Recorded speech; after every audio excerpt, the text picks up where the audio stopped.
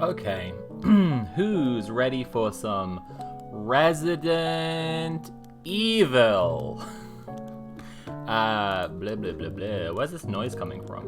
Where's all this dang noise coming from? Let's turn it right down. That's good. Why do I have Spotify open? That's useless. Sorry about the vape. Didn't think about it being next to the microphone. Okay, okay, okay, okay. Okay, we can do this. Why not?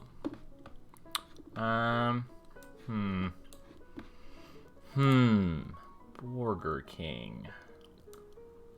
Okay. That looks pretty good. That looks pretty good to me.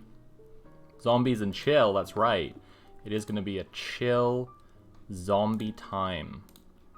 I should have pulled up this walkthrough again before I started.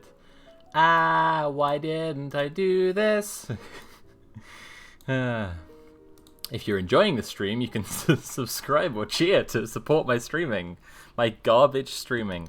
Oh, goddamn. Why didn't I prepare more? What is even my problem? Let's go to Polygon. I think that's the one I was using. And Jill. Nope. Nope. Nope. Nope. Nope. Nope. Damn it. You know, this is why people bookmark stuff. This is why. This is why people bookmark things.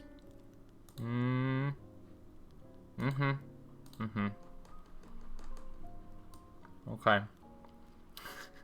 I'm just scrolling fucking walkthroughs right now.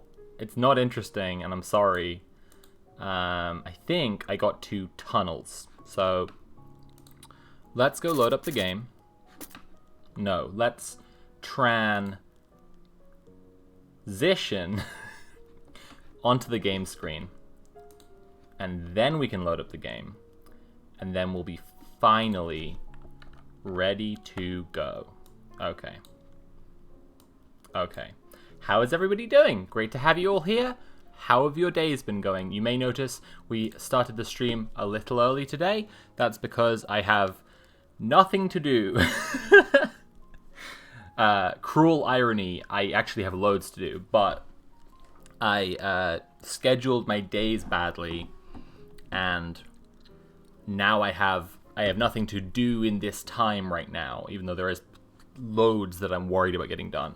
And I decided, hey, I'm just gonna start the stream early, and then I can, finish Resident Evil quicker, and we can go on to Resident Evil 2, and I really like Resident Evil 2. It's the Resident Evil 2 remake on PS4. I think it's very good. So, let's do it. Okay.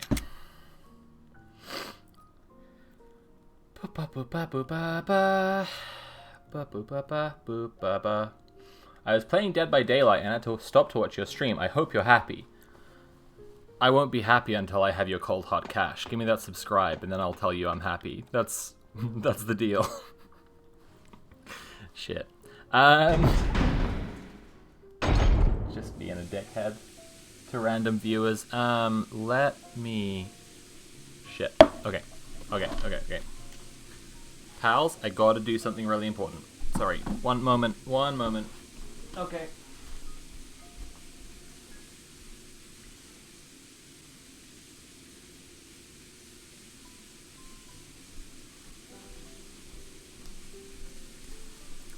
I had to grab this lime Pepsi because I just got some fucking lime Pepsi today.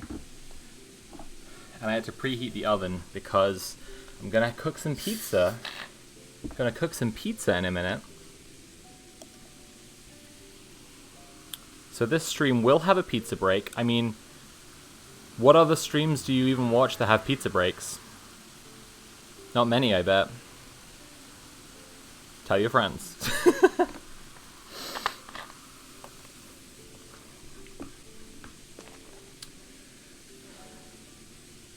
I just do Patreon since Twitch takes a huge cut, but I'm cheering and subscribing in my heart, in spirit.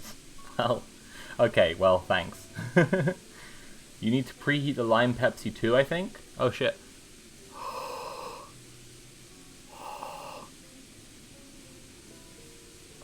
I think that helped. Okay.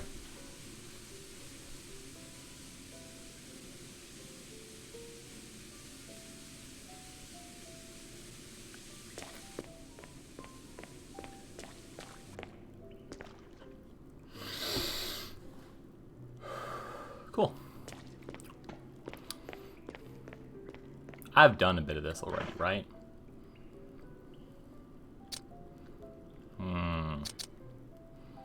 Well, this is all very troubling. MO disk. MO disk.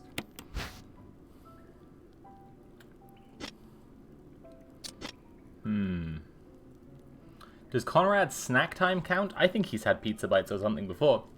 You know, if he's had pizza bites, then I cannot claim to be the only stream with a pizza break. But I can claim to be the only stream with an authentic pizza break. So, because I will be having an actual pizza, not just pizza bites.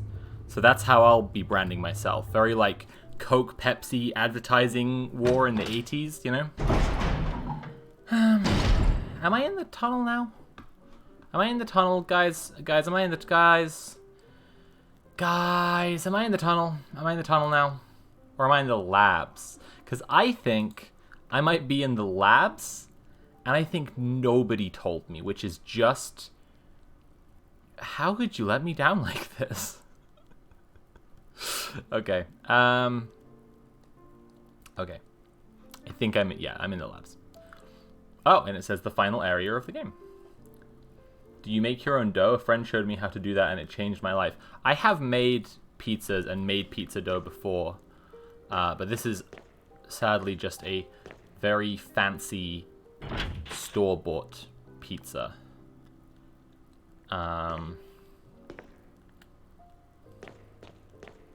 Tragically, this is not one I made myself.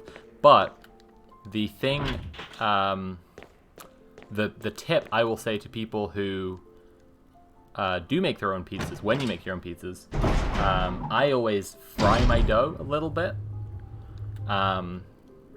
You might notice, like with the store-bought pizzas, you know, they're pretty floppy, but they're not the same as dough when you're making your own dough at home. You got to like fry it just a little tiny bit, and then like it becomes, you know, ever so slightly crisped on one side, which will allow it to become stronger. Jesus Christ, I'm making Keir Starmer references. It's 8 minutes in and I'm making Keir Starmer references. So which one of you rebrands to new? It's got to be Conrad, right? He's already deep on the max headroom. Blah, blah, blah. Oh god, I don't care about any of this stuff. But I just saw a self-destruct thing referenced, and now I realize that I really do probably want to read that. Okay. Yes. Okay. Yeah. Visual data room. Material. Okay. Self-destruct system in the power room and escape from there. Please do everything in your power to make this whole accident public. If everything is still running normally, you should be able to release all the locks during the using. Okay. Wait. My name and your name as the password. Ada. Okay.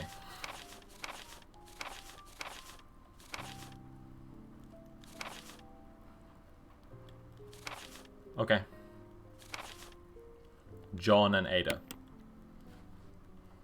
I'd totally watch a Sophie cooking stream. Thank you. That's very nice of you to say. I'm still trying to get people to vote for me to do a makeup stream on my Patreon. I have like unscripted videos now for my patrons. And yeah, I let them vote on it. And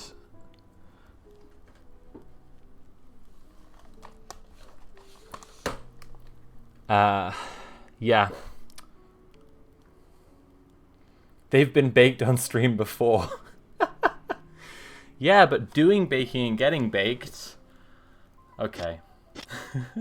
I feel called out because I am baked on stream right now.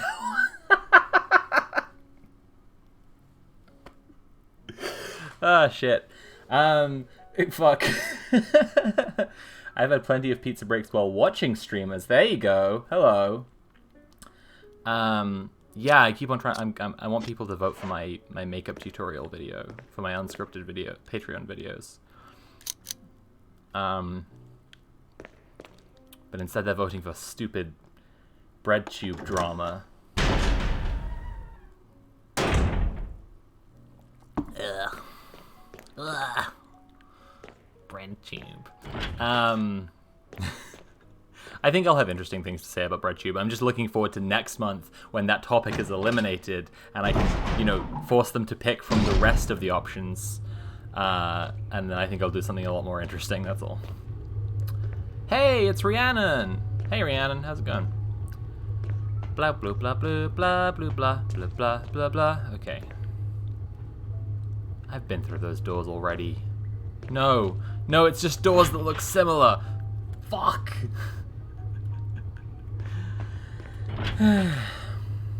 Oh, what are you cooking, Lorcan? Currently eating a burger and drinking a milkshake to try to insert some serotonin into this day. Aww. I'm sorry your day's not going well, bud. Someone's running power.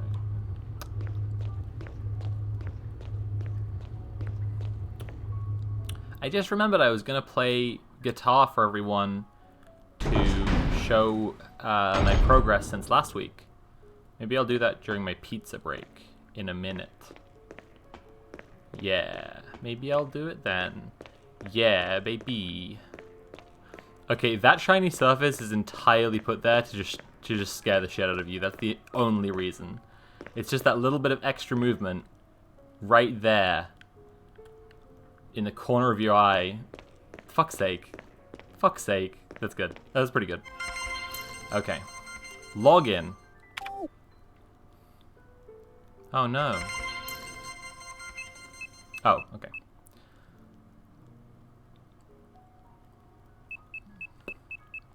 I mean, is it... Did he say their names for the password, or...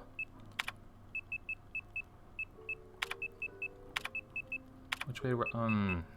This is annoying. Oh shit, it worked! That's pretty good.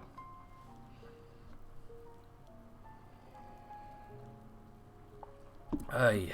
Okay.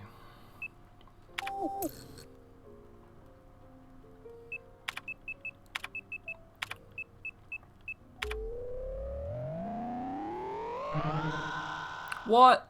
You fucker. Pizza slices. Vaguely the same as a plectrum. I mean, if you say so. Vaguely the same shape. Oh, okay. Now I see. I misread it. God, I love the camera angles in this game. Yeah, they're pretty good, huh? They're pretty good. Okay.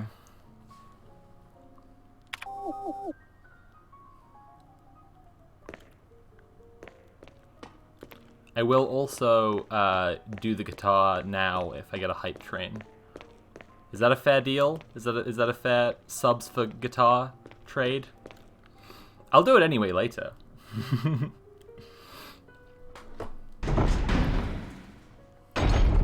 Okay. This way. Oh shit. This is all one big joke. I meant that it's one big circle. Have I already tried to go in here? I've really got to start reading the fucking walkthrough. Okay. I'm gonna use up the herb. Yeah. Again, however, I already did. Why am I seeing Orgone jokes everywhere lately? I feel like I'm missing something. Go to the VOD on my stream. Go to the VOD on my channel, the previous one to this. You'll see.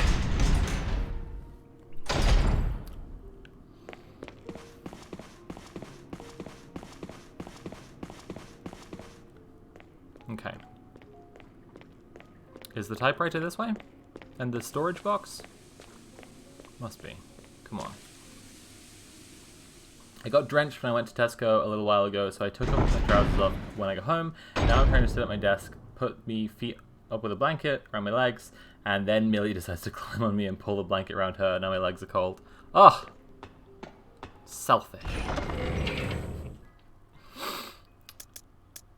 Dang dirty dog. Should I just put the discs away? I'm gonna put the discs away for now, because I just feel like it's probably... They're not helping me right now. Yeah.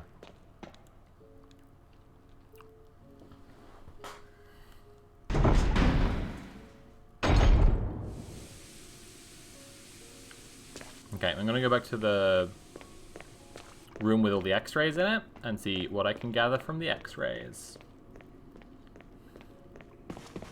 Exactly as Nightbot says, if you like the stream, you can support by subscribing, or cheering, or tipping me directly. Also, it's Frida Katlow's birthday today, so she got some fish with her dinner, and Millie too, of course. Aww, a little pet birthday party. Shout out to Frida Katlow. How old is she turning? Natalie and I are gonna hopefully get a dog. It's gonna be called Lemon.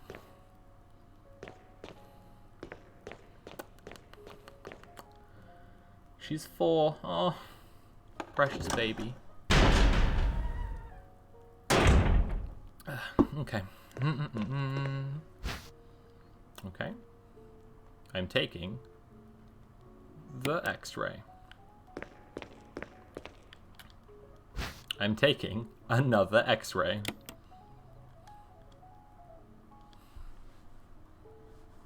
There's something scrawled on the notepad. To use the electronic door, place the initials in alphabetical order. What? What? Oh. A, B, okay.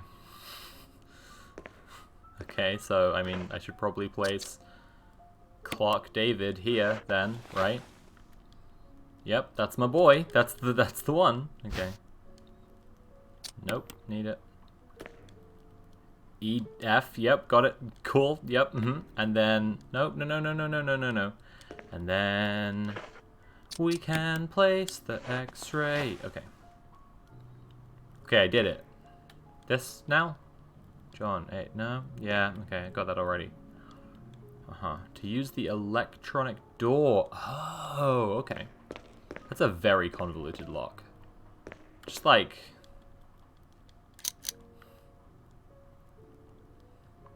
Oh no. Oh no! Oh shit!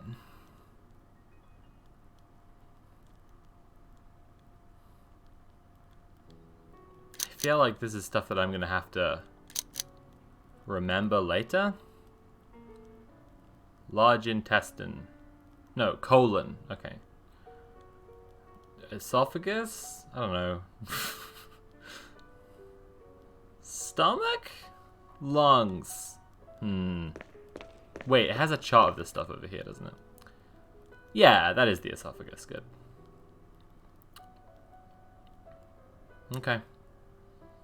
It was colon, esophagus, stomach, lungs. Okay.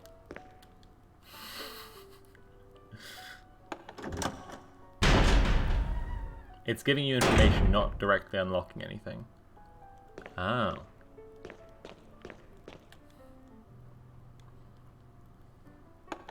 Was it liver or the stomach? Oh no, I don't know. Ah, heck. Oh shit, more stuff. Okay, I mean, I guess that's fine.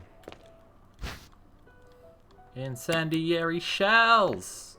My favorite kind of ammo. Slide fitter.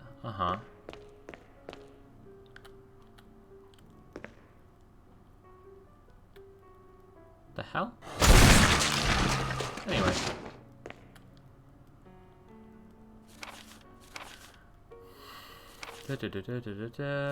Okay.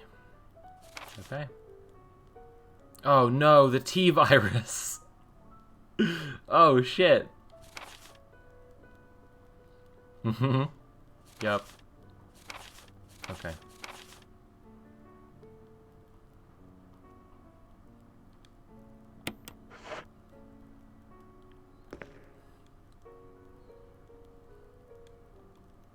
Oh, god damn it. Son of a bitch, I just put those away.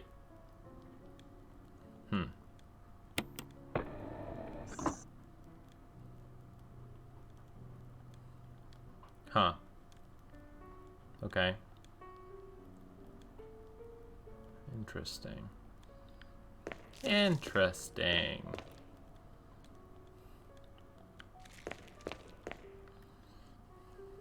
Good effect on the target there. Yeah, true. Got him. Heckin'.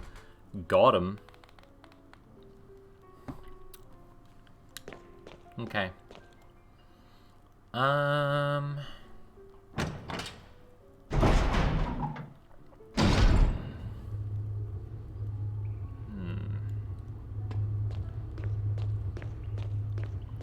Should be. Was this one? Was this one that needed opening? We'll see. We'll find out.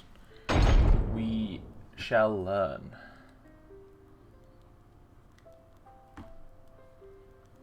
Okay.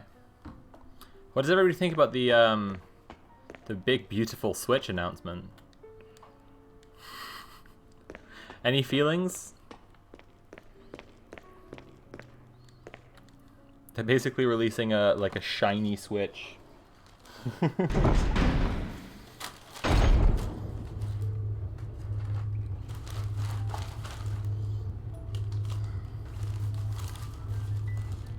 I think it bears out actually. That's a pretty good. It's a pretty good analogy actually, because like shiny Pokemon have just slightly better stats. That's it. You know. It seems basically the same, and I'm confused. No, that's what I'm saying. It's like a shiny Switch. I don't mean that it's literally shiny, but it's literally it's just like, you know, a shiny Pokemon. It has slightly better stats. Sure as hell it'll probably be rarer because no one will fucking want one. And otherwise, it's just not different at all. Nintendo, why? 4-year-old tech in a slightly newer box. Right. Did Nintendo get hit by the pandemic or something? That's not something I would expect.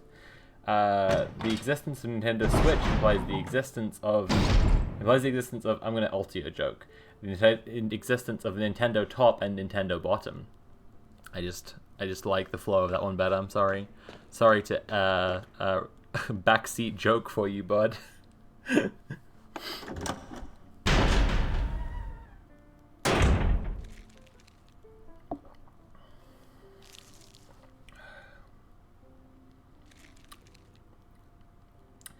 Cursed AU. Now, this will be funnier as I go on if you understand that I thought AU meant Australia. I just saw a shitty comment about... I just saw someone complaining about Australia being shitty earlier, so that's why it's in my mind. Cursed AU, where TERFs, gamers, and QAnon are all the same, and claim that the T-virus was real and is the reason transes exist. Resident Evil is like the evidence. Yeah, nice. Nice. This is censorship.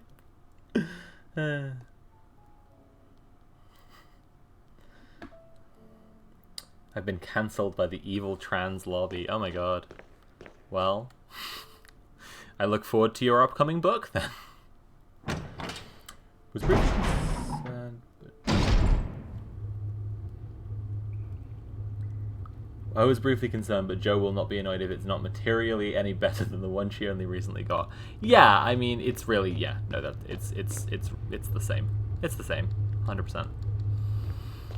Okay, I really got to start reading the walkthrough and actually following these steps. Just watch the trailer for the Switch, and it'll probably be a day one buy for me. I use my Switch so much, and I'd love an updated model. I mean, how updated is it going to be? Like, it just doesn't seem to have any technical like internal hardware changes, just like peripherals, just like whatever.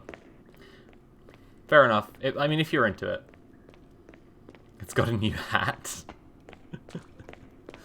I came from that way, so the other way must be something else.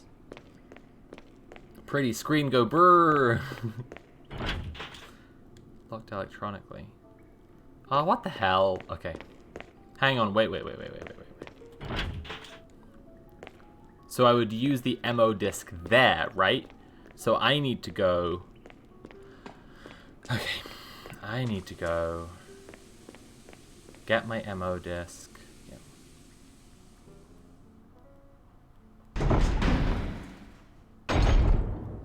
That kickstand though. What? The Switch has a kickstand?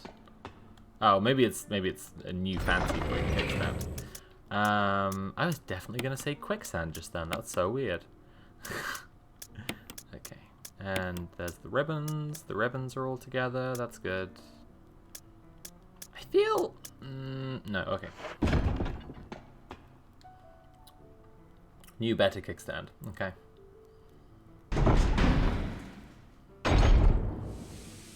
Objective Spieleanalyse, you've unfortunately been pipped there. The Nintendo Dom joke has been made already. Soz bud. Hey Kamikaze.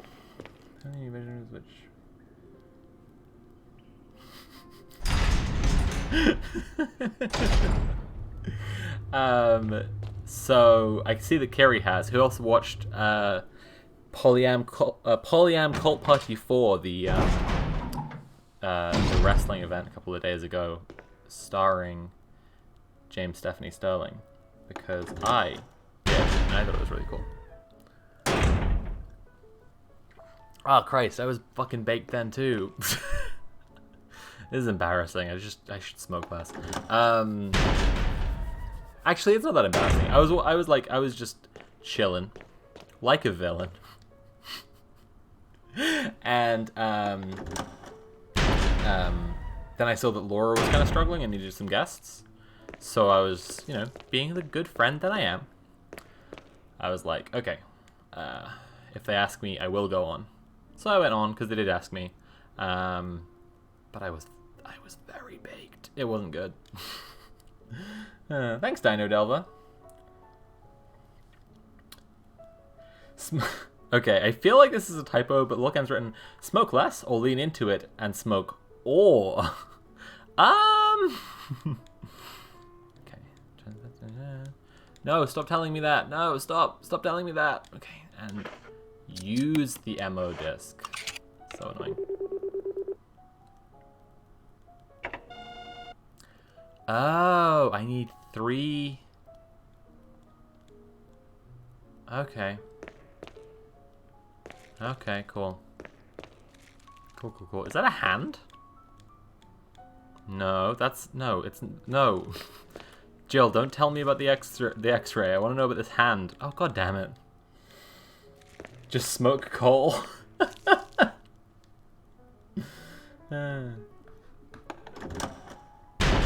Lung cancer speedrun. Oh, well, Pat Pease, thank you for saying. I was a little worried that I was not doing well on the not doing well on the after show. Okay, I am gonna read the walkthrough. I'm gonna play this more properly, but more entertainingly, I'm gonna do my guitar playing now, because I'm gonna go put my pizza in a second.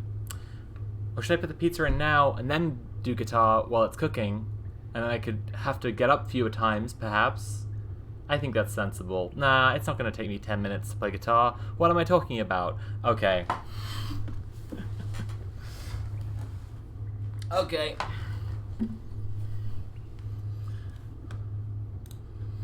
I said you were all getting an update on how my guitar practice was going. I've been out of practice for a little while. I've started learning again. Let's give it a go. Okay, hang on. Okay.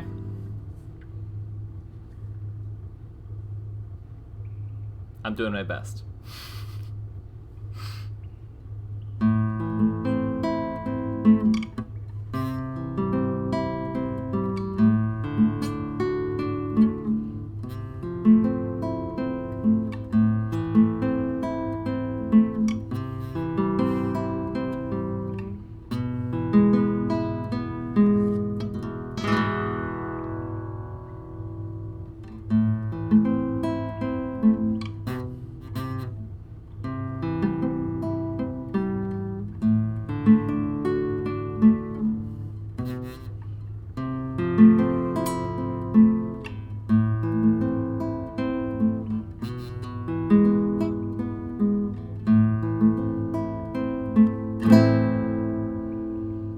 That was pretty okay. So definitely some botches in there, but mostly pretty good. And then... what's the one I've been practicing? Oh, right, Don't Fear the Reaper.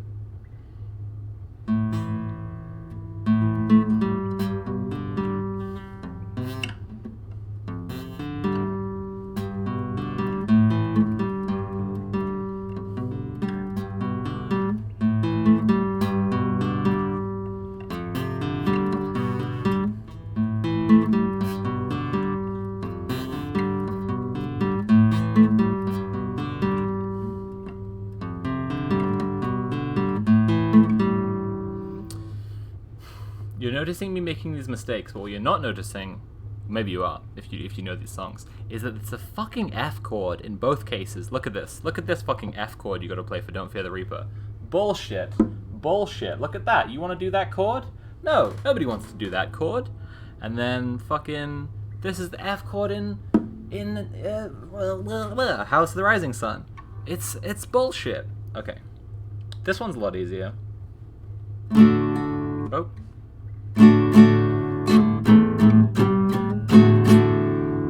Bad Moon Rising. It's pretty okay. I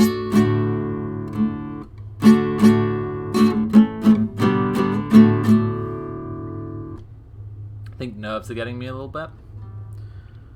I wasn't expecting to be so nervous about this.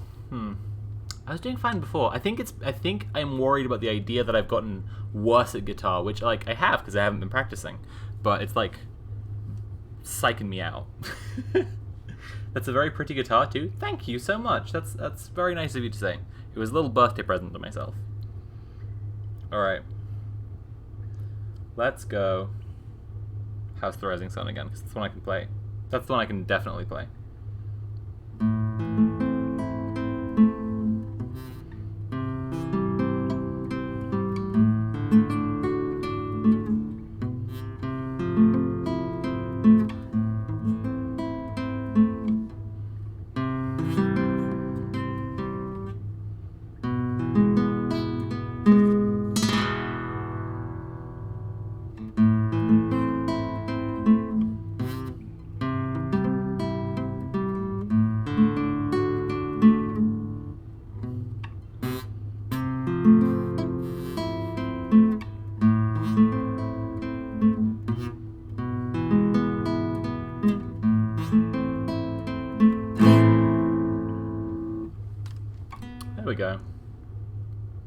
There we go. You might find it easier on a guitar with a slimmer neck. How's the finger calluses coming along? I've nearly got them back. I had them before, and I was just like, doing good. I know you can hear... Let's just try an F chord. Right?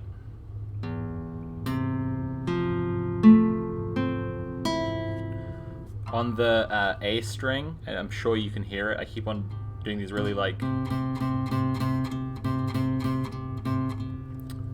buzzy grips where I'm not holding it down hard enough, and that's just because it's like the ring finger, so it's the hardest one to hold firmly, and I've not got the calluses right now, but I feel like if I practice for another week, I'll have them down and it'll be pretty good. You're doing really good. I know how nerve-wracking it can be practicing in front of people. Thank you so much, Tamsin J. That's very nice of you to say. Can I remember the chords for the part of for the like verse part of "Don't Fear the Reaper"?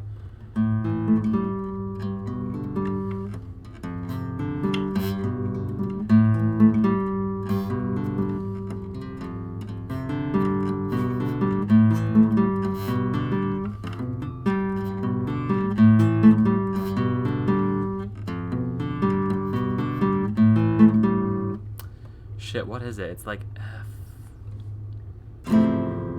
No, that's not it. It's a different F. It's that F, isn't it? Is it? Shit, dude. I don't know. That doesn't sound right. Don't worry about it. I've forgotten those chords for now. Okay. Fancy looking Call of Cthulhu rulebook on the couch too. Well, I'm sorry, I can't pick that one up and play it. Because I need more players. But you can listen to the Rolling with Rainbows podcast soon. Not yet, actually. Very soon.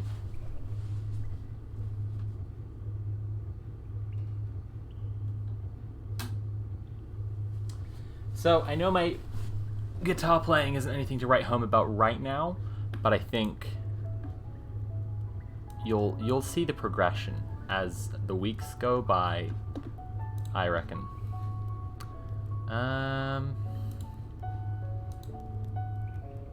There we go. Okay, I'm gonna put this pizza in.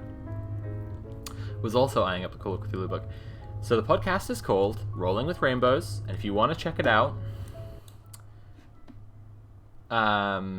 it's currently up, where podcasts are. I think it's certainly up on Spotify. There's one episode out right now. It's a one-shot where we played Ah Dang, Mothman Won't Move Out, brackets, he said it would just be for the weekend, with Conrad, Mel, and Alex. It was really cool. But the main season 1, playing this Call of Cthulhu campaign, we're like halfway-ish through recording it. We'll be at halfway soon, and that's when we're going to start releasing episodes. So if you want to hear those episodes as soon as they're edited, join my Patreon, patreon.com/CurioVids, $3 or more than $3. And yeah, otherwise just subscribe on Spotify. I mean, just subscribe anyway. Just subscribe on Spotify to Rolling with Rainbows, and then we will start releasing episodes pretty soon. Okay, I'm going to put my pizza in, so it'll be like a 5-minute break just now. I'm also going to take some MILF pills. So, it behooves me at this point to remind everyone else to take MILF pills or any other kind of pills that you ought to take. If you got to take a boy juice injection, if you got to take cisgender medicine, who wants it? Anyway, we'll be back in 5 minutes after I go get this pizza in.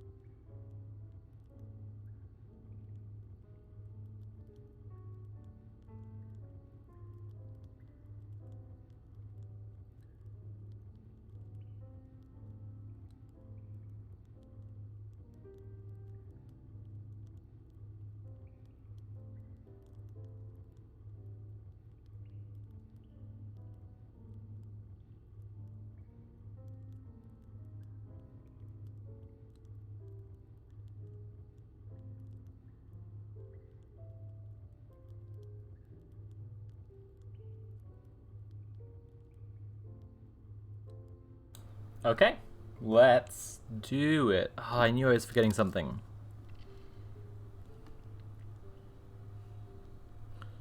My apologies to the people who like to watch these playthroughs back later. The vibe, I think, is going to be so different compared to the last stream. You're just going to like have auto played from that one onto just like me being just like.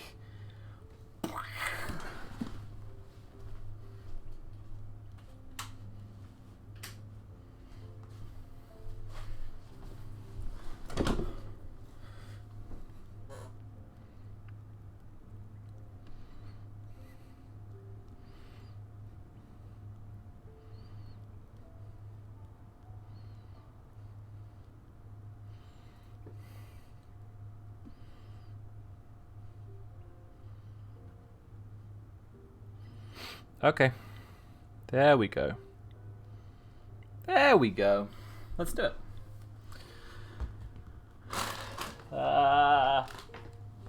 Let's do it.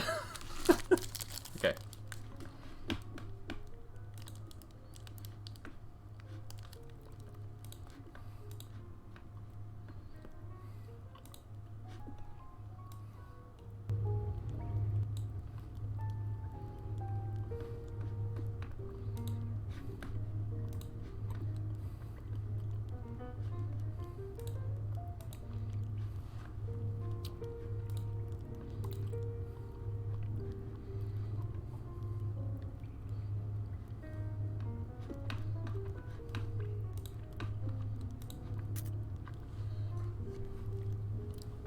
I fixed it. Okay.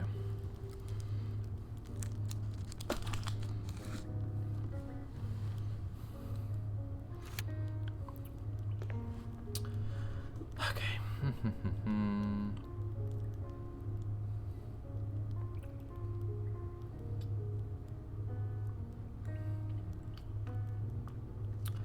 Need another password in order to unlock the visual data room, which we just found out was Cell. Oh, okay. So I gotta try again in that security room I was just in. Huh? No, that's not it. That's not it. Right. Oh my god. Oh, it's just a loop. I keep forgetting it's just a loop around.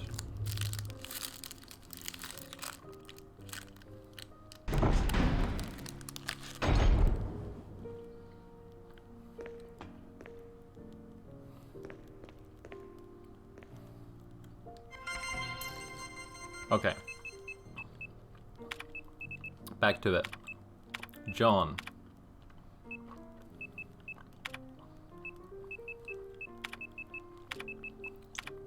Ada.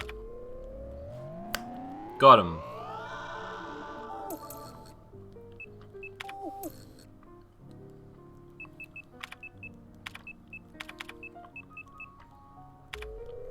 Sal.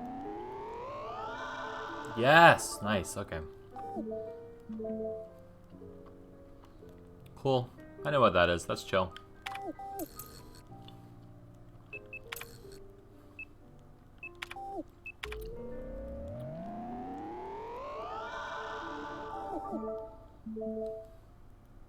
Okay. So I already did that one earlier. So what I need is to go to the basement floor 2 one. Cool. Let's do it. Hacker voice. I'm in.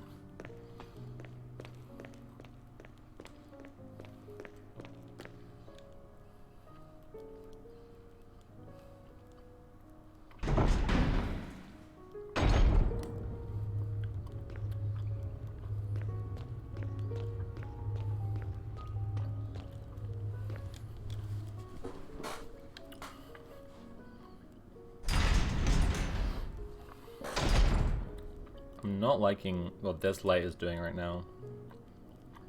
Let's go change it.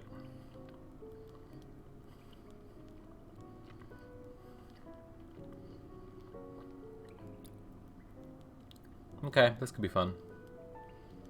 We're gonna go between red and blue. Uh-oh, that's too bright.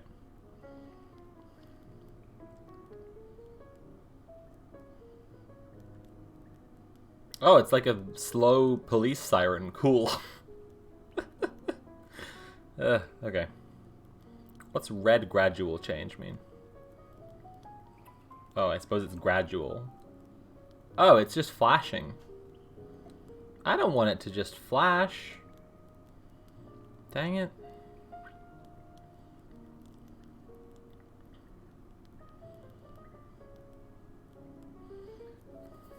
Oh well. I suppose I'll just not put it on a setting and I'll just have it on like this. Oh my god, that's bright. Oh my lord Christ. Okay. There we go. Fixed it. Cool. The police have come to take your MILF pills because they're jealous. Oh no! Also, I just realized I forgot to take my MILF pills. Shit. Okay. I'm gonna do that when I get up to get the pizza. Don't anybody let me forget. I knew I had too many things to remember. Dang it.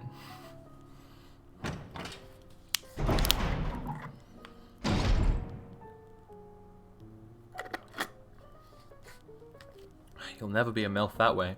How dare you?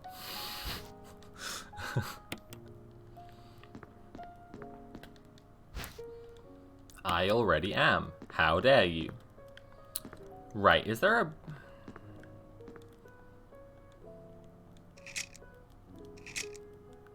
Oh, it's a... I need the slide setter, don't I? Uh-oh. Oh, no! This is fucked up.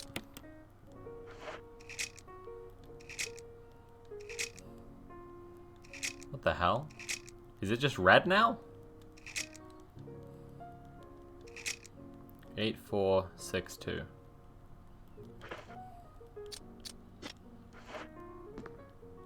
Okay, we'll see.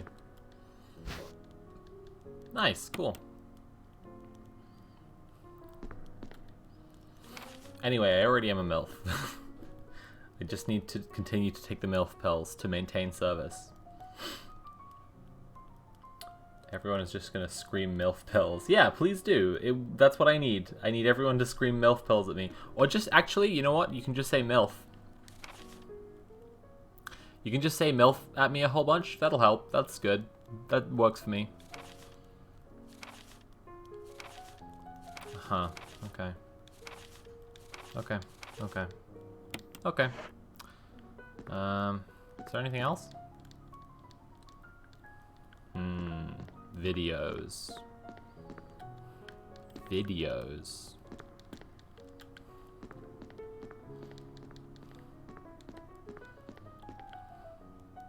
Did you ever watch Cats 2019?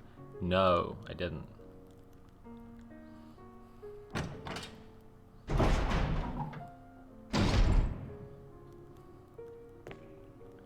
Oh, it's called Slide Filter. Oh, okay, cool. Right, so now I have another MO disc.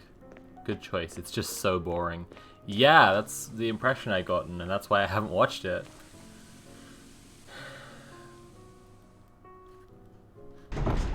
For purely medical reasons. It will not do anything else for you, ego or otherwise. Yeah, well, yeah. It is medical. It's gender affirming care.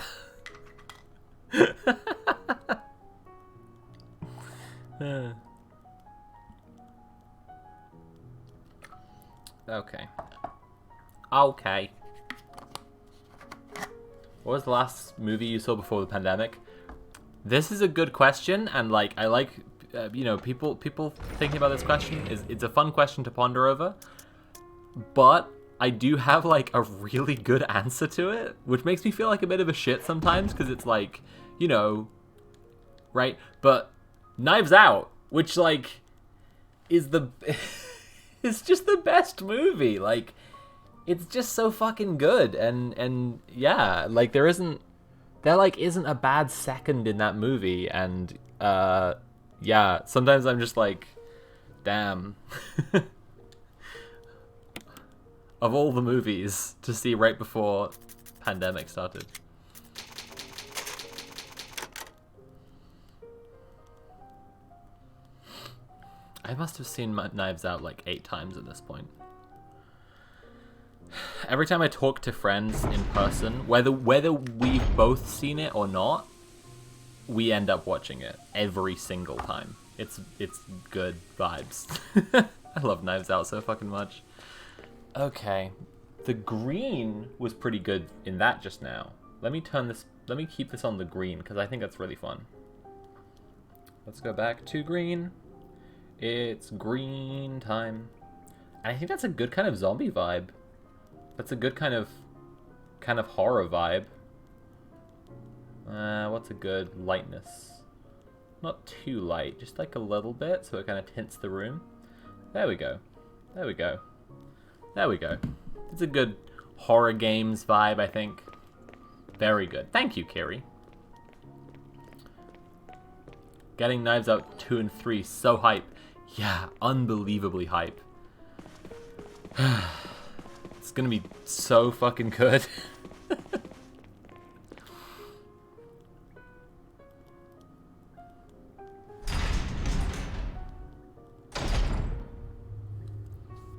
Do I have any mods in chat?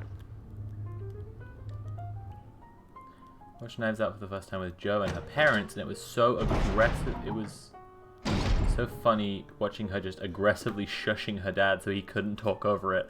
Oh my god, that's really funny. Knives Out 2 and Knife 3's out. Pink and green is so cute together. Yeah, I really like it.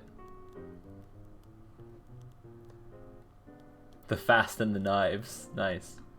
2 knives, 2 out. Uh-oh. There we go. Sorry everyone, just had to ban somebody. Don't be like this guy.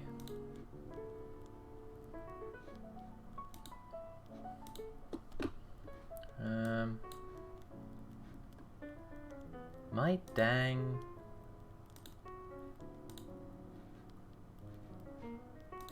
window is not wide enough. This is very irritating. Okay, finally. Jesus. Joe truly turns into a stroppy teen around her dad. I feel like I can... I feel like I might be able to imagine that. I think Joe is capable of some teen vibes in a very endearing way. I'm not just trying to bully. I'm not just trying to bully. Yeah. Oh, is it all the same lock? No, it's not. Okay, it's different locks. Okay. So I do need to find different locks. I suppose there are more locked doors.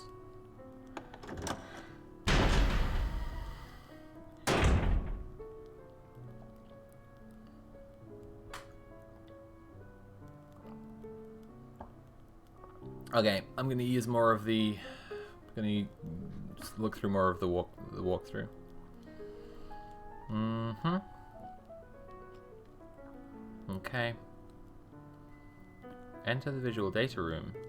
Uh-huh. That's my timer for my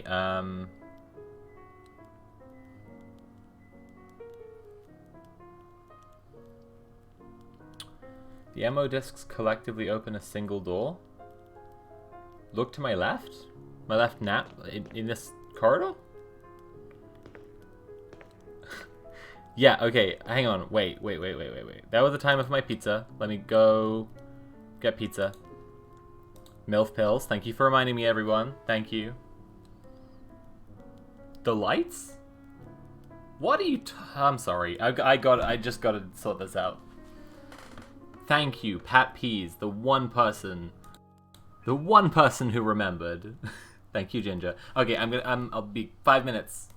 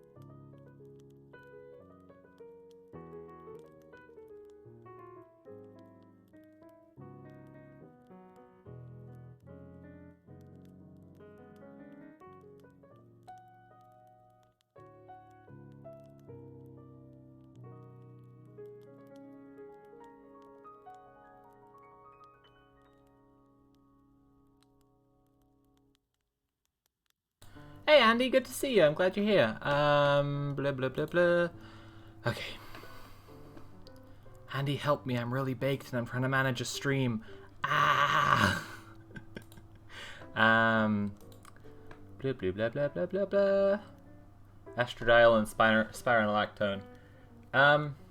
You assume incorrectly, and it's also not the most polite thing to just like guess at people's medications, but I will say what it is because I think it's an interesting conversation anyway.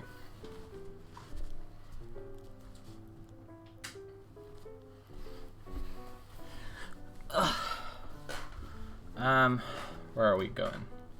Where are we going? Okay.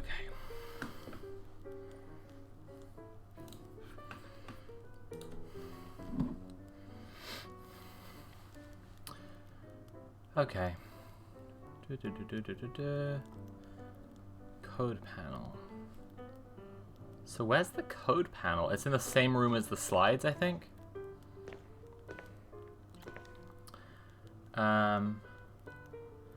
They were not guessing there was a discussion about the toppings on MILF pizza. Is this true? Fair, that was rude. I've been thinking about going on HRT myself, but I probably won't be able to for up to a year. I'm really sorry to hear that. Don't worry about being rude. It's okay. I'm just saying. It's not a big deal though. Don't worry about it. Anyway, I am on finasteride and estradiol.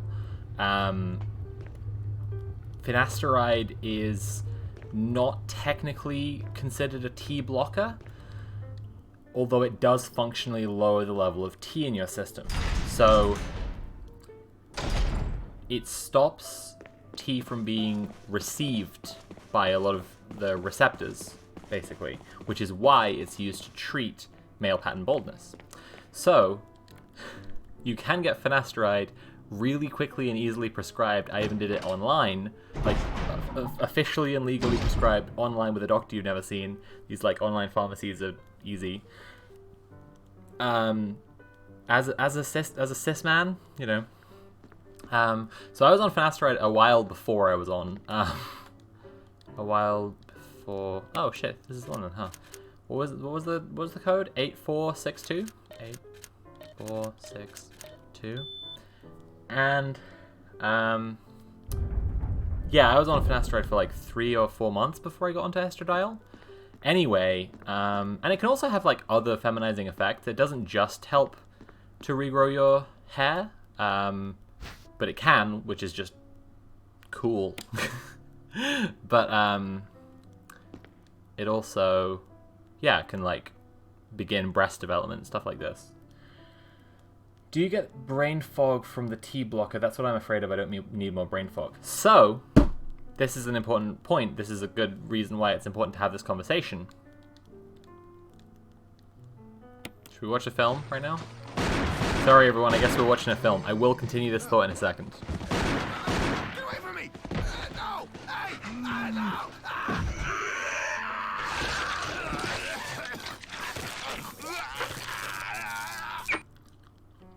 Oh. That sucked.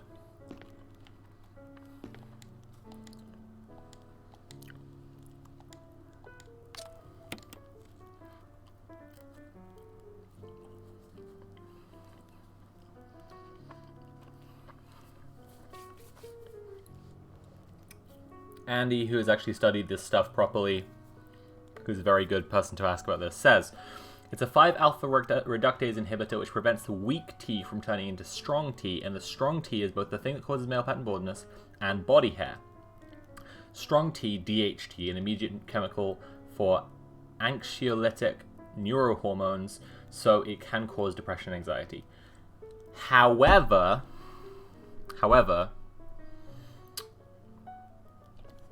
spironolactone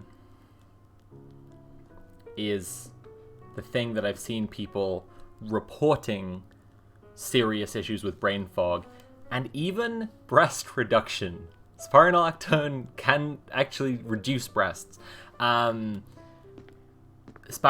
is massively overprescribed by American doctors, so it's quite worth knowing that and knowing that there are other options, and I've found finasteride to be good.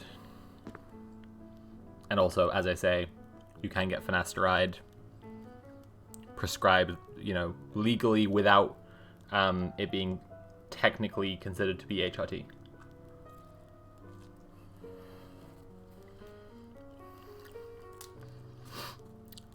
Andy has other advice about pills to avoid, so read Andy's messages. In fact, I'll read them out because I like putting them on record and getting the advice out there wherever I can.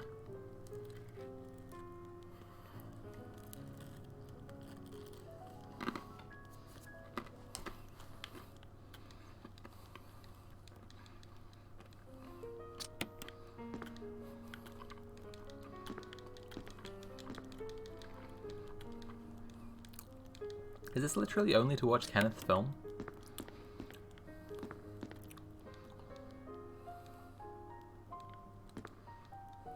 Okay, I guess they're just...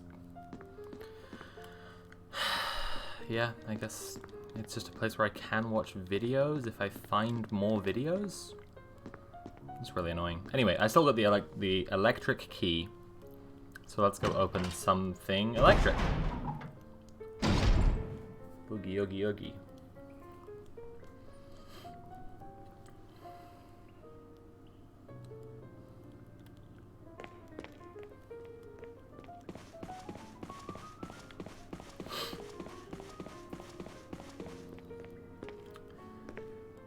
Of course, it's still going to be a while before I can even consider starting, but I was really worried about Spyro, and I'm glad there are other options. Well, I'm glad I was able to reassure you. I've been on estradiol now for a year, and I've been on finasteride for, I guess, a year and change, whatever. And it's just, like, brought my hairline back in. My skin is softer. There's so much stuff going on. I sweat less. That's something that people that don't even talk about. Like, I just sweat less. I smell better. I don't know. It's just cool.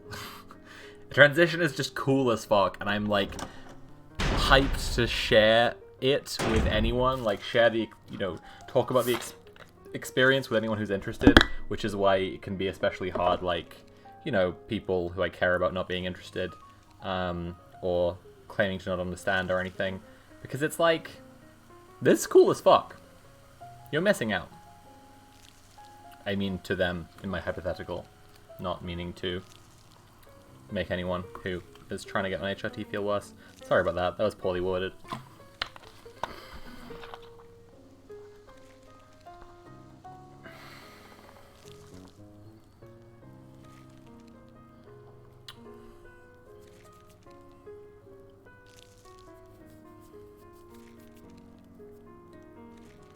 Okay.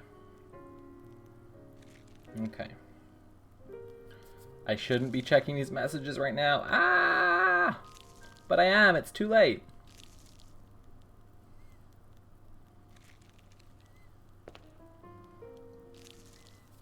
Okay.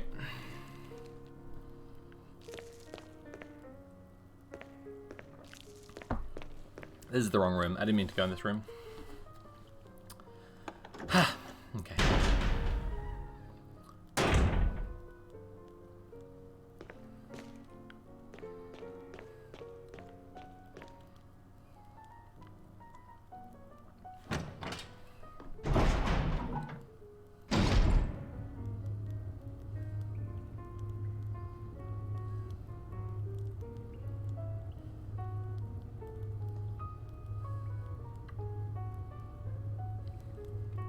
Yeah, that's something that. So I'll read out both these messages real quick. Both WPath and the WPath derivative PP and UCSF protocols, which is most of the protocols used in the US, all suggest spironolactone is the primary hormone blocker. But it's a very weak hormone blocker, and when it's In high enough doses to do that, it wreaks havoc on your entire HPG axis, messing up your neurohormones and causing brain fog and lethargy, as well as all the physiological badness. Finasteride and dutasteride are the previously mentioned 5A reductase inhibitors, which will increase your testosterone in your system, but usually it gets uptaken through your aromatase pathway into being estradiol as a natural function of your HPG axis mechanisms. But in people with really bad anxiety or really low T naturally, and Andy says, brackets like me, it's a really bad drug since it blocks off a necessary pathway for mental health. Right, there you go. The very worthwhile information.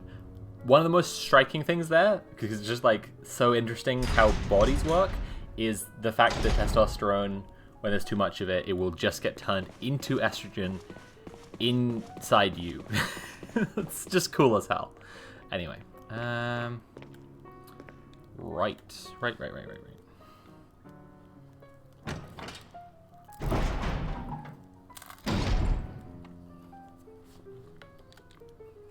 I'm still not finding the right door. Dang it.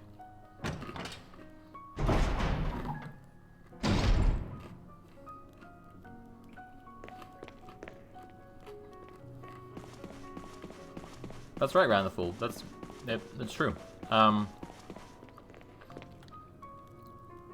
Excess testosterone is turned into estradiol inside you. It's one of the reasons that I refrain from posting the kind of like trans femme rah-rah, testosterone is poison, it was making me so evil, it's bad stuff.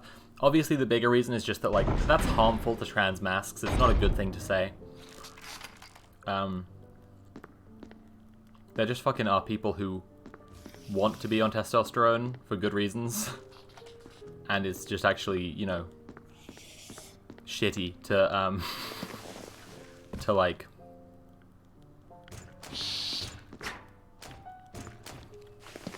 what the fuck? Some kind of bad shit going on here, I feel. Am I gonna get killed any second? Oh my god! What the fuck? No!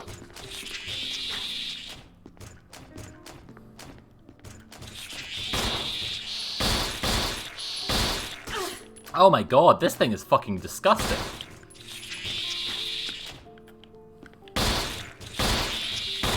Okay, I need the fucking Magnum for this one. No, stop it. Whoa! Holy shit. Oh, the Magnum is so cool. Oh, god, the Magnum fucking owns. Fuck yes. Queen shit. Queen shit. Using a Magnum to blow up bug monsters? Hot girl trait.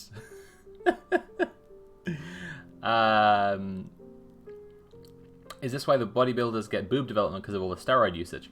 So yes, it's also why in the US where trans mask healthcare often like doctors overprescribe tea to basically like put people on tea right now, like full level right away. It can actually be really bad because like trans guys who don't want to be full of estrogen, their body is like, whoa, too much testosterone turns it into estrogen. So it can actually, yeah, be really bad that way. Oh, I gotta use it. Gotta go to my inventory and use the item every goddamn time. Okay, and use item. Yay! Beautiful. Okay.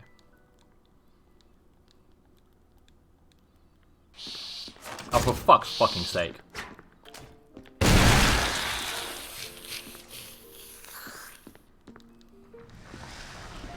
These fucking things. I swear to God.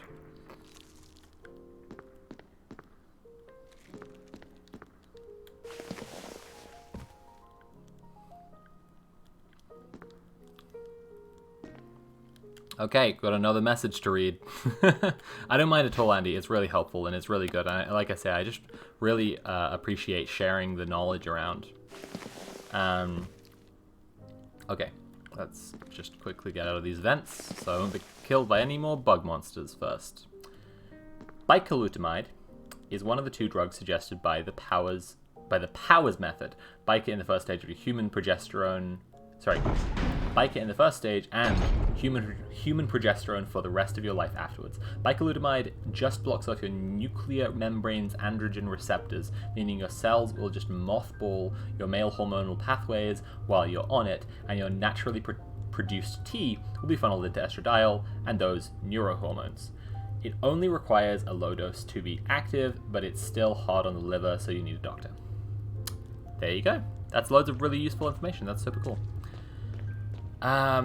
Anyway, like I say, it's shitty to trans masks to say, you know, to say testosterone is evil, it's poison, it's black magic.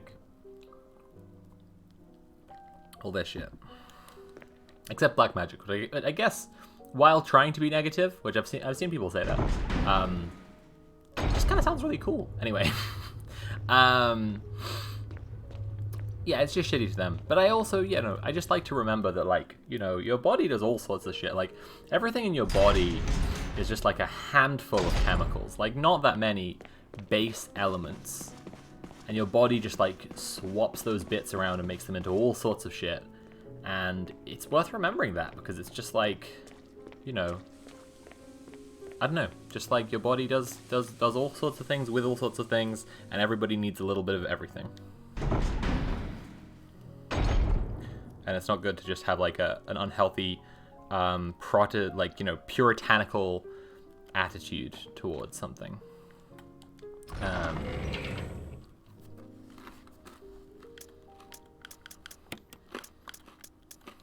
For example, like, you know, health fads will often treat food like it's poison. This is an example that, like, Natalie talks about a bunch, which is like,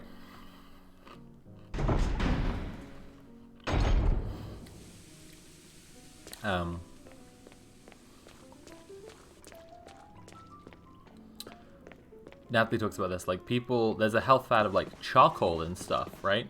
Like, charcoal croissants. And this started because, like, charcoal is used to get poison out of the body as, like, an emergency thing if you've swallowed poison. Because it's really, really, really absorbent, and it'll absorb just, like, anything that's in your system completely. But, like, food isn't poison. You know? Food with different bits can have different effects on your body if you're having too much of one kind of food all the time. You know, it's just, but food itself isn't poison, and it's just really unhealthy, I think, to treat it like it is.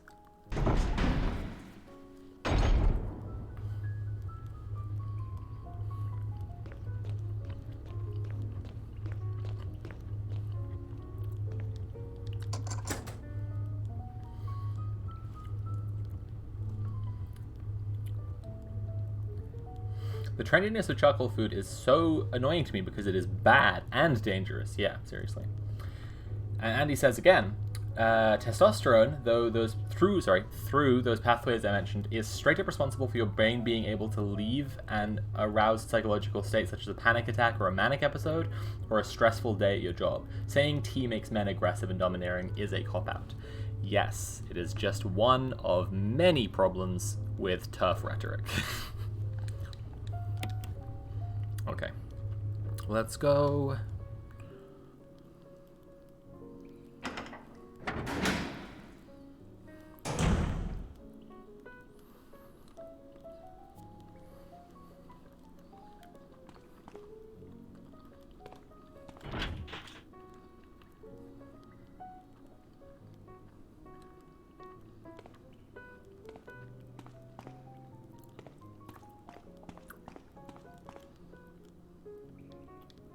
What is all this? Troubling.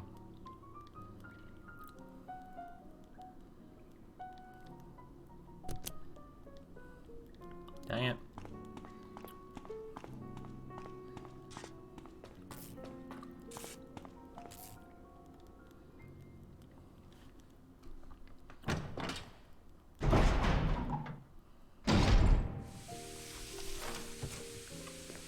Sounds like there's stuff in here.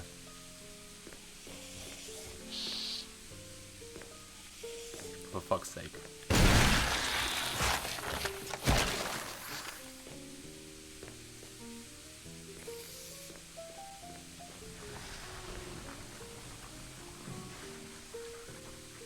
Huh. Yeah, that's not ideal. Okay, empty capsule. There we go. I know where the fuel is. I've been to that room.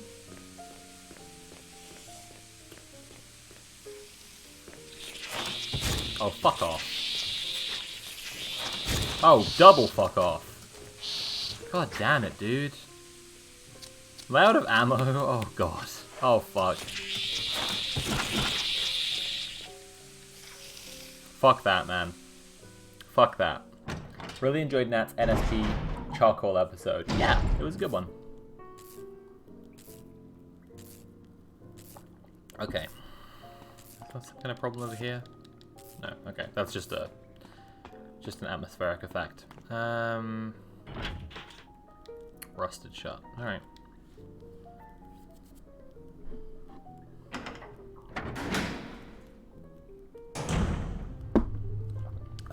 Obligatory Resident Evil lab time. You're nearly at the end. Yeah, I thought that too when I got to the lab. I was like, oh, okay, the final chapter of every Resident Evil game then. Okay. Cool. Now I know where I am. Nice.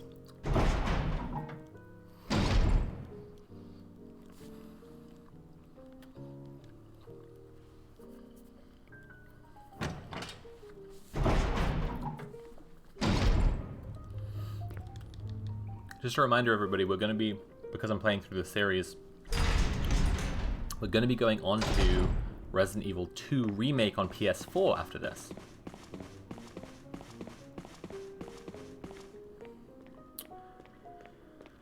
Okay, I should get the shotgun and the rocket launcher. That would be good.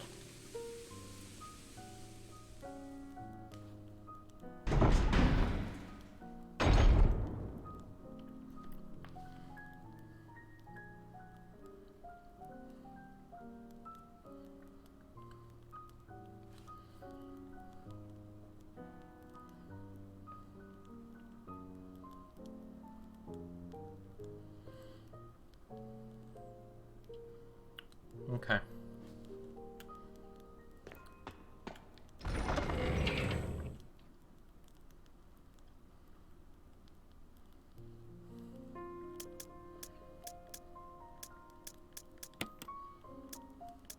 I think I might not need my... Oh, shit. I think I might not really need my lighter and fuel canister right now.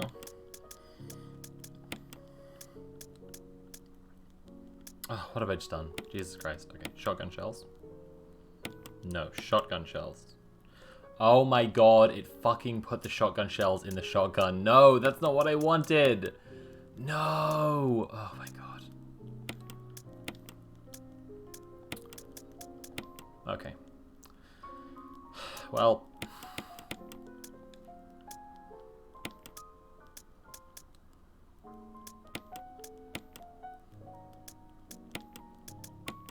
Okay, cool. Ugh, dang it. About Resi 2, are you going to take a peek at the original or just stick to remake? I will play the remake. I will play the original later, basically.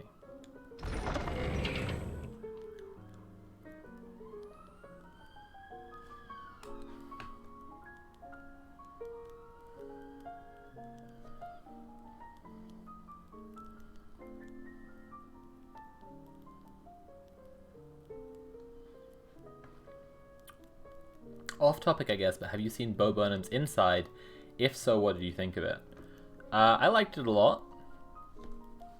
Yeah, I liked it a lot.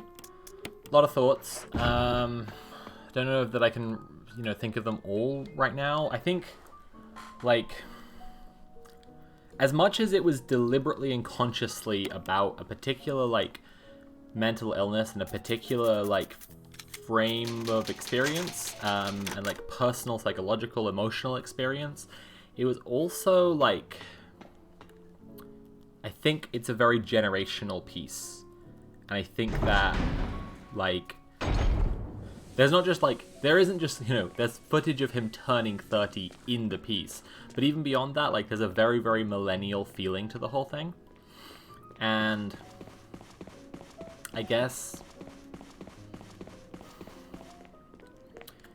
what I mean by that is that, like, we are the first generation of digital natives. We grew up in a time where, you know, most people can't really remember, like, 9/11 happening in our generation, or if they can, it's just such a blurry memory, and especially, like, can't remember a time when the internet wasn't really a thing.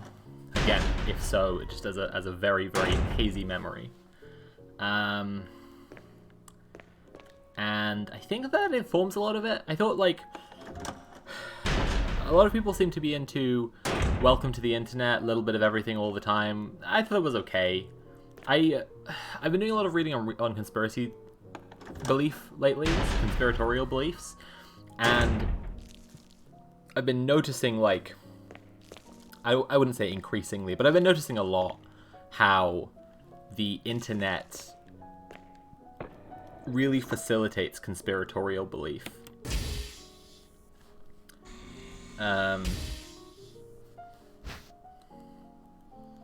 Okay, I got the fuel supply capsule. Cool. Okay. Cool. Bleh. Okay.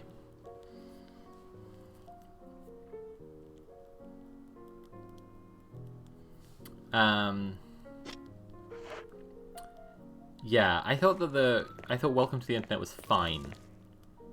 And I particularly, I did like the way that it represented conspiratorial belief online, where it's just like, here's a new flavor of breakfast cereal, you should kill your mom, here's why women don't like you, here's how you buy a gun, like these kind of lyrics that, like, you know, it's just like a little bit of everything, and it's unconnected, but like your brain can map connections between the, like, stream of information you're being blasted with all the time, and your brain will do that because you're a human being.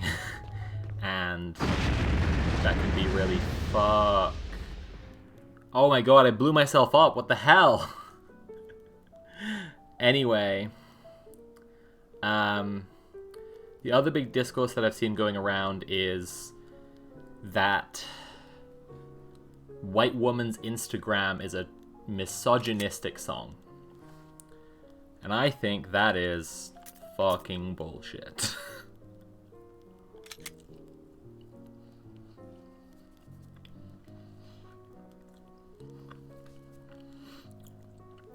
As a white woman who is on Instagram, I think the song shows a particular kind of emotion that people generally have around the quite frivolous and in many ways noticeably privileged experience being portrayed in many popular accounts by white women who are on Instagram. Furthermore, the global historical accident of being born white and the advantage that it gives white people is one that should, like, never be underestimated. And I'm transgender. Like, please understand when I'm saying this, that, like, how fucking much worse off someone is, just speaking globally, right? Being born non-white than being born, you know, person of color than being born white, because of the system of fucking global white supremacy that we have in action. It should never be underestimated, and that's very clearly what he's, you know, getting at by particularly highlighting white women as the target of this little satire, right? Which is deliberate, and also it's kind of knowingly a little playing with that, right? Like, there's some commentary in there where it's like what goes on white women's Instagram, like there's derivative political street art and stuff like this that's like, you know, there are issues that matter, but also like, right. And this is like part of a broader issue that I've been noticing a bit of as I've been transitioning, which is that like white women legitimately do have an incredibly like an astonishingly, I won't say privileged because it's a very loaded term at this point. I'll say comfortable, and I will put my trust in people here to understand what I'm saying, right? But a comfortable existence. And like I'm speaking as someone who's transitioning, and like it's noticeable to me that like people are just fucking nicer to you. Like the patriarchy doesn't make men happy. It makes men powerful, right? That's the thing. And people are actually just really nice to white women in a way that they aren't to, you know, other groups. And at times when I'm, you know, like, again, loaded term, passing in society, like, it's really a noticeable thing to me. Like, how much nicer people are. And, yeah, it's something that's, like, people don't entirely like to talk about, because we do like to just sort of think about straight axes of, like, oppression, and it's like, in terms of power, yes, women are the victims of misogyny and patriarchy. In terms of, like, social experience, white women specifically, again, this is just because of whiteness, because whiteness is such a fucking big deal, right? I won't say this for any other women, but white women are treated nicer. Anyway, that's what the song is, you know, all getting at and stuff. That's what it's all poking little stuff at, but at the same time, the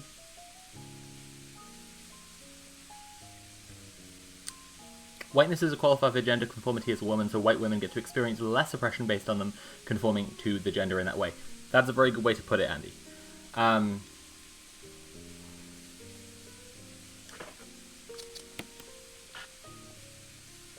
Oh, what the fuck, man?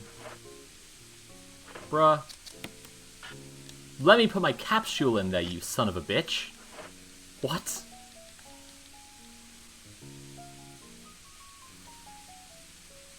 Okay, maybe I gotta go somewhere else.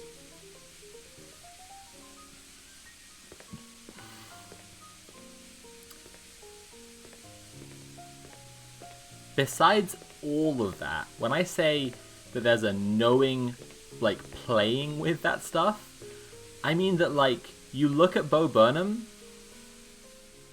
who is a pretty feminine guy, who makes his money doing silly songs on the internet, which, like, there are tons of material about exactly that in his fucking in the movie, just like in that movie.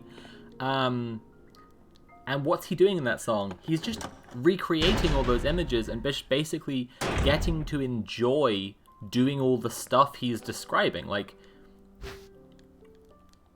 he's like effectively treating himself as a woman, like in one specific regard in that song. Like, he is kind of, you know, putting himself in the shoes of the people he is satirizing at the same time. So, like, I just don't really see it as misogynistic. And then on top of all of that, just like on top of all that shit I already said, at the end of the song, it just cuts straight from him singing that song to him watching it on a screen alone in the dark.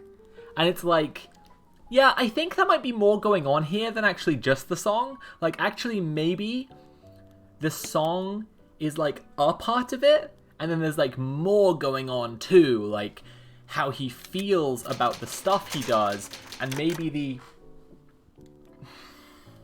kind of inherently problematic and a bit edgy nature of the song is something that he is looking at, like he's looking fucking with his eyes. Like, in the movie, you can see him doing it, watching himself back, right? And trying to understand how he feels about it and engage with it. Like, it bothers me so much, the, like, fucking TikTok baby level understanding that people are bringing to it when they're saying that song is misogynistic, or Inside generally is misogynistic. It's just... fuck.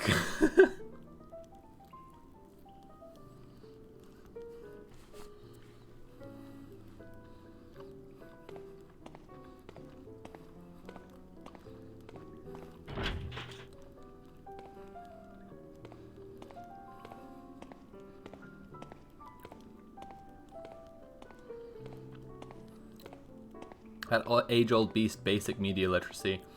Yeah, big agree.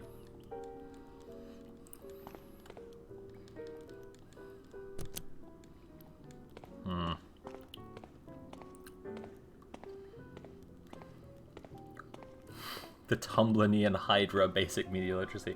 Yeah. Anyway.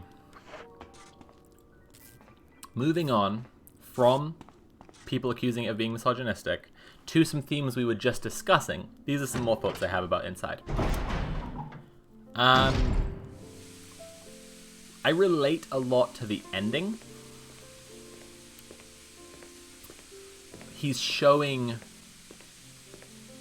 himself commodifying his mental illness and his suffering for content.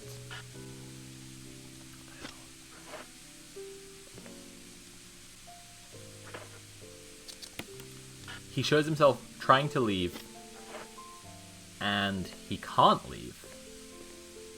And trying to go back inside and hide and go to, like, a safe place where he feels better.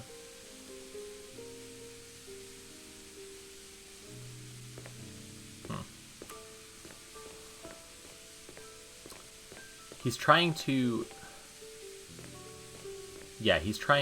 escape back into a safe space, and he can't get back inside, and everyone's laughing at him, and it's very noticeably, like, him stuck outside of his comfort zone, right? Like, it's just very, very noticeably that.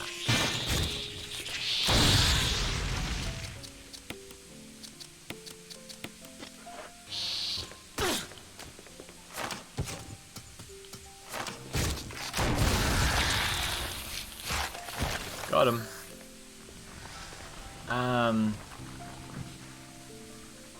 Oh, nice. Cool. And keep thinking about how terrifying the end of the Sokko bit is, savagely ripping the sock off his hand. So, yeah, and it's really noticeable what they're doing, right? Like, literally, Sokko is like, it's not my job to educate you, because Sokko is an oppressed person, and Sokko says that, like, when they're not being Sokko, they live in a terrifying liminal space, neither alive nor dead, and it's a lot like sleep paralysis. And, you know, this is surely, like, a commentary on the way that, like, oppressed people are brought onto platforms to discuss stuff, and then are just, like, thrown away like a used sock, right? And then, God, there are so many fucking hybrids in this bit. This sucks. I might be out of ammo. Shit.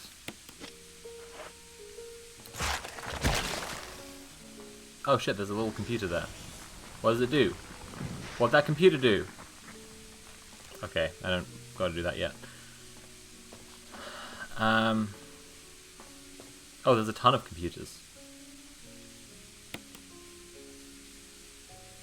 Okay.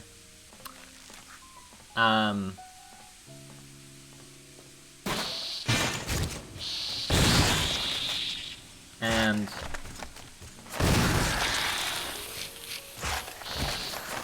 for fuck's fucking sake.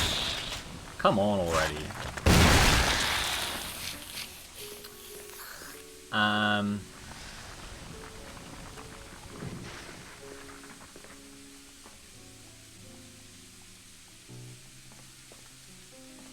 What the fuck?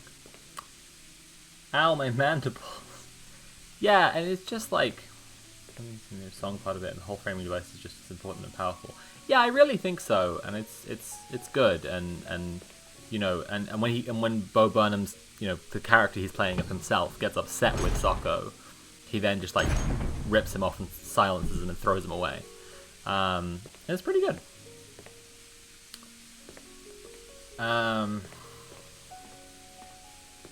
Anyway, Socko is a based king, and I love him. What was I gonna say? The musical motif of what is it, like,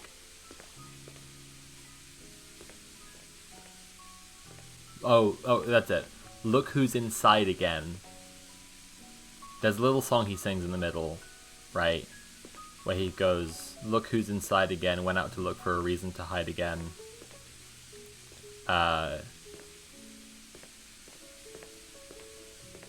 Buddy, you found it, come out with your hands up, we've got you surrounded. That's the rhyme. And he sings this little silly song, like little nonsense song in the middle.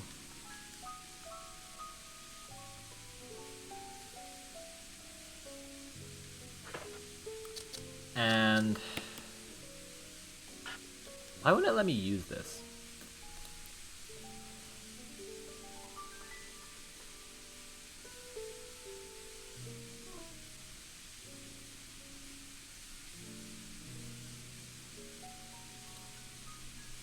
Ah.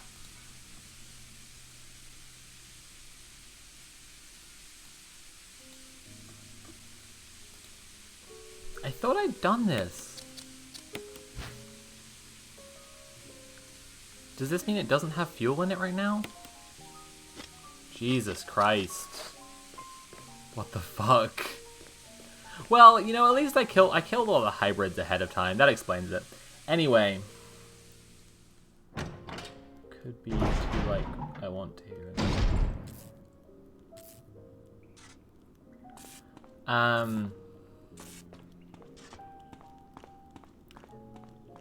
He has this like recurring musical motif of the bit that's like, look who's inside again. And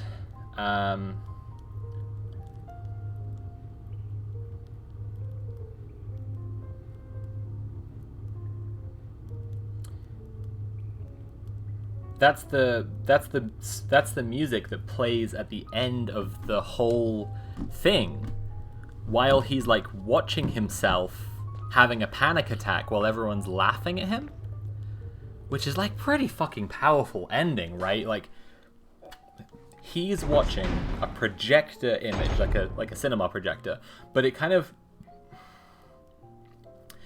looks like he's watching a YouTube video, right? Like the drop in quality, it looks like he's watching a YouTube video of himself having a panic attack while everyone is laughing, and it just like, and he's watching this and he starts smiling because he's been able to do it again, that thing he couldn't do, right? The thing that, you know, was upsetting him, and he couldn't do it for a long time, and he felt unable to because of the like because of the depression. Sorry, my thoughts are everywhere right now. And him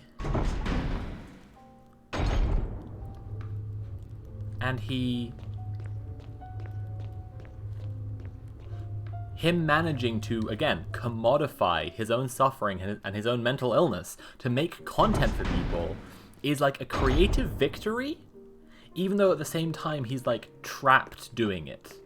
You know? It's like pretty hardcore. I don't know. I just think it's a pretty fucking intense bit. Very moving. Very troubling. Just like really like, oof. Shit, man. Anyway. That's the... Those are my main thoughts on Inside.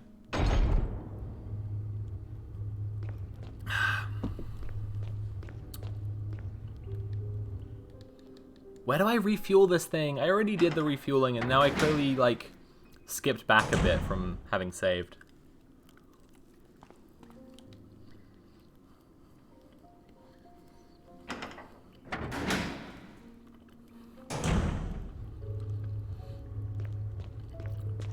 Oh. I have an important message to say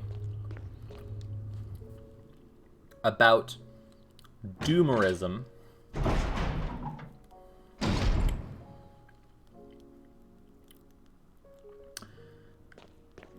Don't interpret Inside to be about doomer shit. Kind of reminds me of The Wall. I do think it's a lot like The Wall. I do think it possesses a lot of those qualities. Don't interpret Inside to be pessimistic. It isn't. There's a lot of lyrics that come across as pessimistic, and then you remember...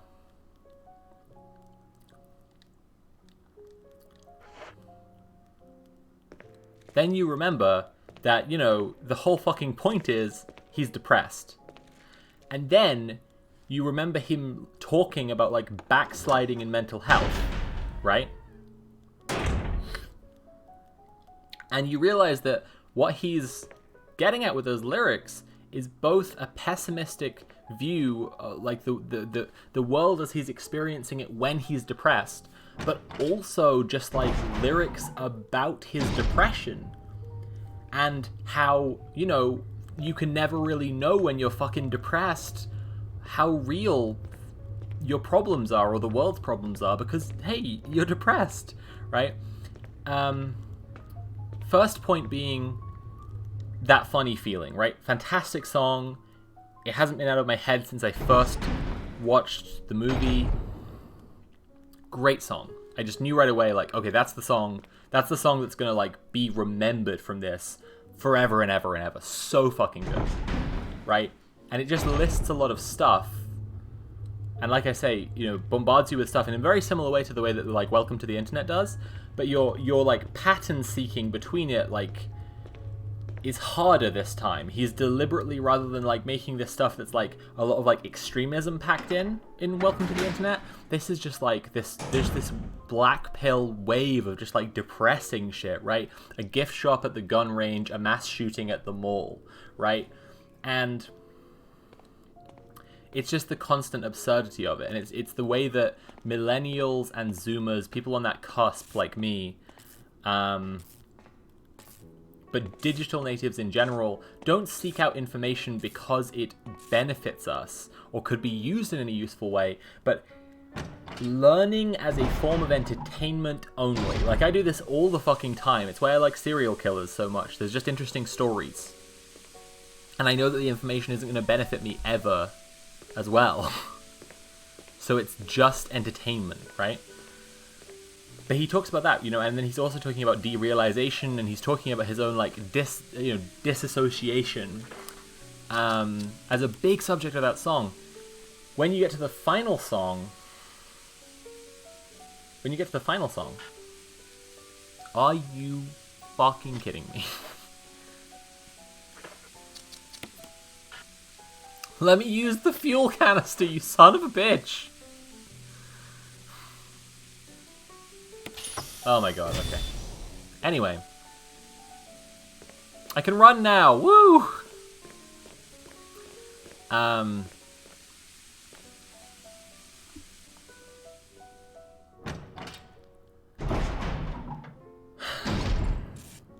You get to that final song. Fantastic song as well. Fantastic closing song. Right. And he sings... Oh, sorry. These are the closing lyrics of That Funny Feeling. He sings, "Hey, what can I say? We were overdue, but it will be over soon. You wait." Right? That's such a fucking good pair of lines. That's such a good lyrics. Like, holy shit. He's singing about how the world looks when he's depressed, and at the same time about his depression, right? Hey, what can I say? We were overdue for the end of the world, but also for a backslide in terms of mental health. But it will be over soon, right? So I'll only be depressed until we all fucking die. Or it'll be over soon because it does just pass. Like, these are episodes of depression, right? Right. You know? You get what I'm saying. Anyway. Have I missed a switch here? Must have missed a switch. Can I shoot this? God damn it. I wasted a shotgun shell. And then if you're unsure about those lyrics and the deliberate ambiguity of them, literally the next thing... Oh, Andy, I texted you, by the way. Literally the next fucking line, the next song that is sung over the credits, right? Just like right after it's the end credits, he sings just like... Like, I think the lyrics just like, "It'll be over any day now." Like, that's just those lyrics just over and over and over again and nothing else. And it's not like just rejoicing in like the world fucking ending. It's you know, it's saying, hey, just hang on, it'll be okay. There we go. Nice.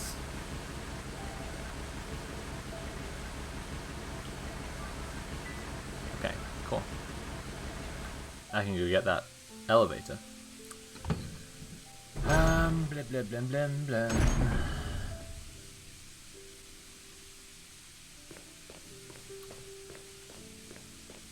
Anyway. Okay, cool.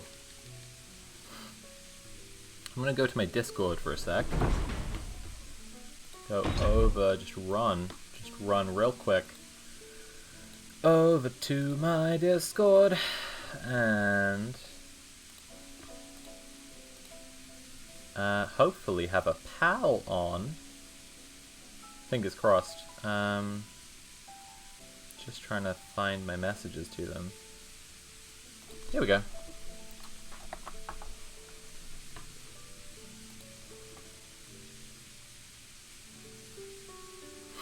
And yeah, hopefully have a pal on in a second.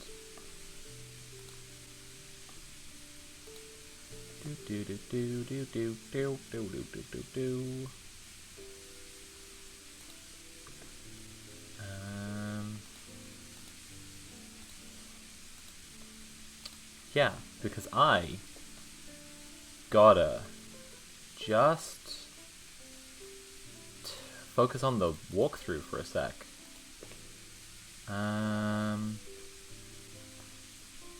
I just gotta focus on the gaming.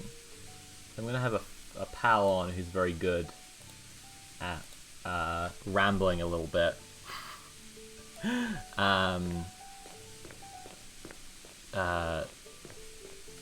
Full respect intended. Hello. Hello. How's it going?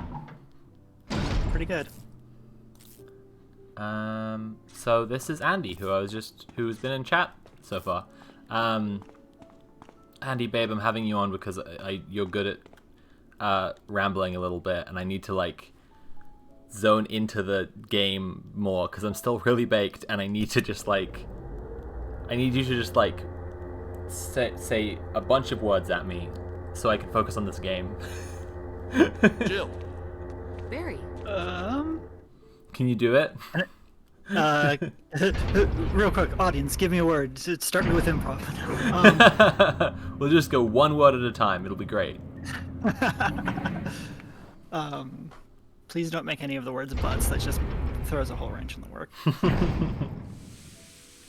Talk about Babylon 5. I've talked about Babylon 5 enough for a lifetime, Lorcan. The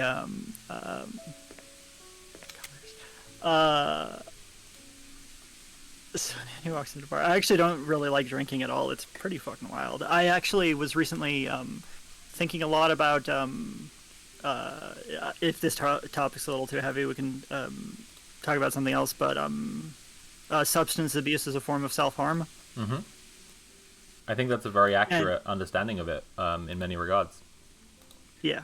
One of the things I where was I? Substance abuse is a form of self-harm. There we go. Sorry, I was looking through a couple windows. I'm like trying to assemble some thoughts on how to talk about this subject in a way that it's like sort of explains how certain like natural feelings and behaviors get, you know, the dynamics which activate these feelings get. Two lovely daughters will...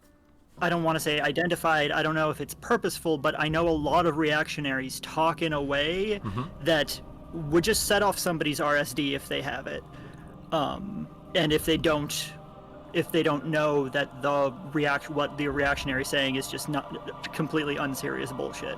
And if they don't know it and it sets off their RSD, it feels real and they feel like they should pay attention and care. And so a lot of the sort of talks. Whoa. That's no good. What, my guy here? No, my phone went off, but it was okay. a spam call. Okay.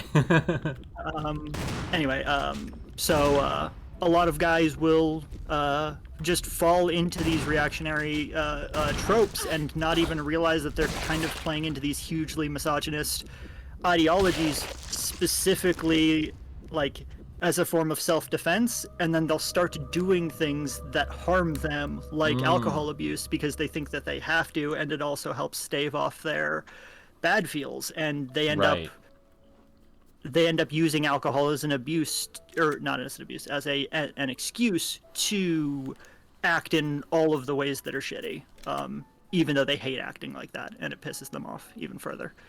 And I've seen this happen with like dozens of dudes, especially in the military, where alcohol abuse is rampant. Right. So, yeah, I think that makes a lot of sense, honestly. I think you're on a roll. Yep. And now there's a stop sign. We got a break. I recently found out that the version of the Prometheus myth that I had been using for that Greek essay I've been working on for 7 months is not the Hesiod version. It's some other version, and I can't find it referenced anywhere else. Oh no. And so I had to put a little disclaimer in the description saying like, hey, listen, this is a little embarrassing for me. But the Hesiod version doesn't. It actually plays more into my the point that I'm making in the essay. So I wish that I had actually like double checked that source's veracity before just writing it down, because my essay would have been even better. Good stuff. Love it. Massive typo immediately after you publish. You know how it is. Fun stuff. I recently smoked a bowl. It was cool. Yeah, it's good. It's a good thing to do. I smoked half a bowl before I started the stream. Was it good in the context of deciding to stream? Who knows? History will judge me. For my I feel actions. like history will vindicate you. Okay. What was I gonna say? Oh, I'm talking to some people about writing a book, which is pretty cool. Some people approached me after my charity stream. Was it after my charity stream? It might have been after I was on Podquisition, actually. But either way, they sort of approached me as a minor trans internet celebrity and asked if I had any interest in writing a book. And like, boy howdy, I have wanted to write a book for ages and ages. So that's pretty cool. I'm being invited to write a book proposal at the moment. It's not a definite thing, but I'm being asked to write a proposal, which is a nice thing. I assume it's a nonfiction, or Yeah, it's an essay collection. oh, nice. Some of my favorite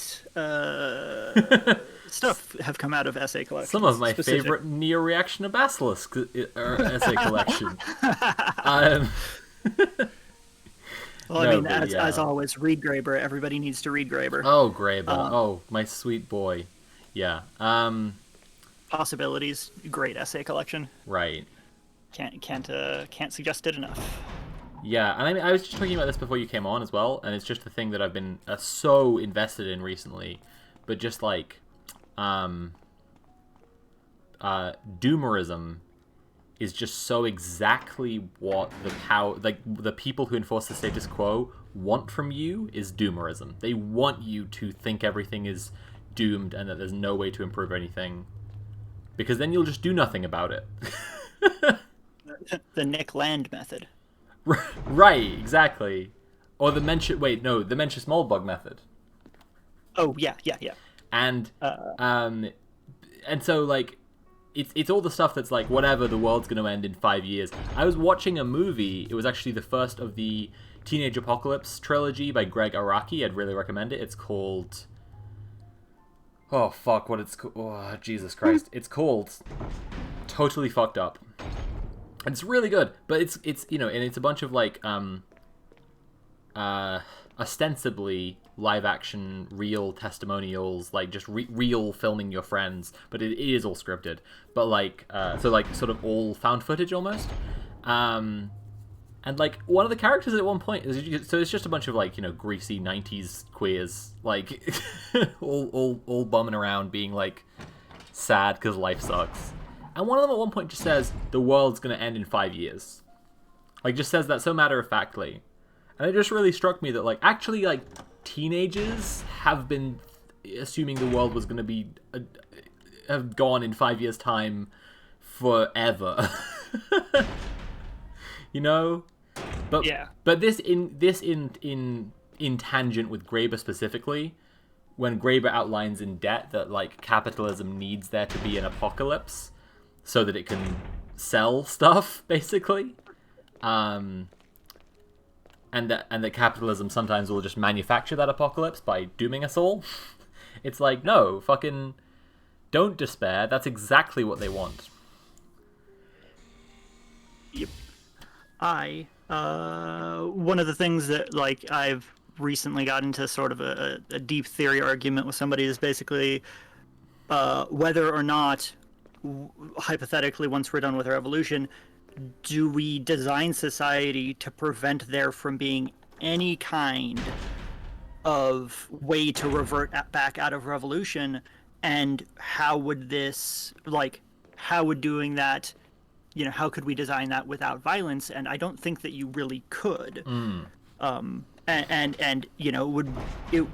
We would be responsible for doing revolutionary prefiguration so that there are mechanisms in place so everybody knows why we don't go back to the coercive systems. But revolutionary, insurrectionary, and liberation movements, moments in history and places are beautiful so long as we can bring them into existence for a day, for a year, for 17 years, like Chiapas, or however long. No, totally, absolutely, and that's something that PK, your old boy Peter Kropotkin, who gave me fat titties and a dump truck ass, blessed be his name, writes in Conquest of Bread is the way that without providing for people enough, that's when reaction will creep in and things will start to fall apart. There's always going to be winters. There's always going to be tough times for people. And trying to stop, the revolutionary society from backsliding at that point is going to be hard as fuck. Legitimately just really fucking hard. And there aren't good answers for it. But, it's just what you got to do. Got to figure out some kind of fucking way. But the simplest answer, I think, is exactly what Kropotkin's saying, which is just as long as you focus on providing for people, they're unlikely to see an issue, you know?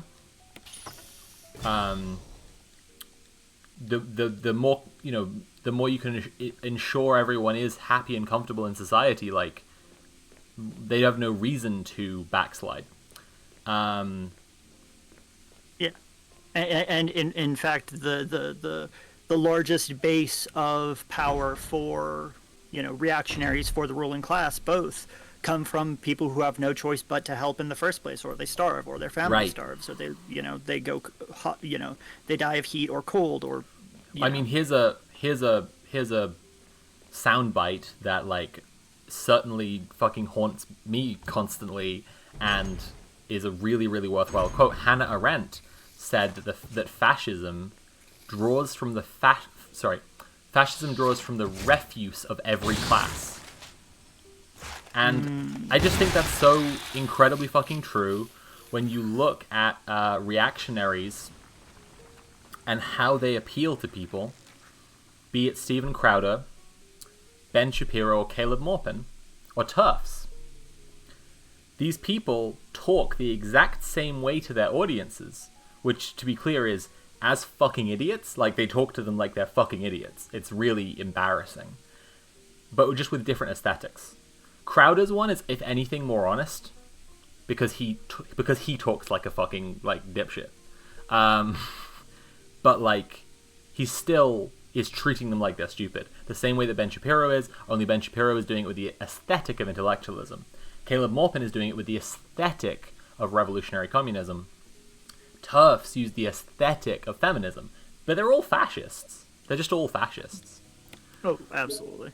They're just using different aesthetics. But if you listen really close in to what they're actually saying, you're like, oh shit, okay, they're saying the same exact stuff, the same exact way, just with a different aesthetics.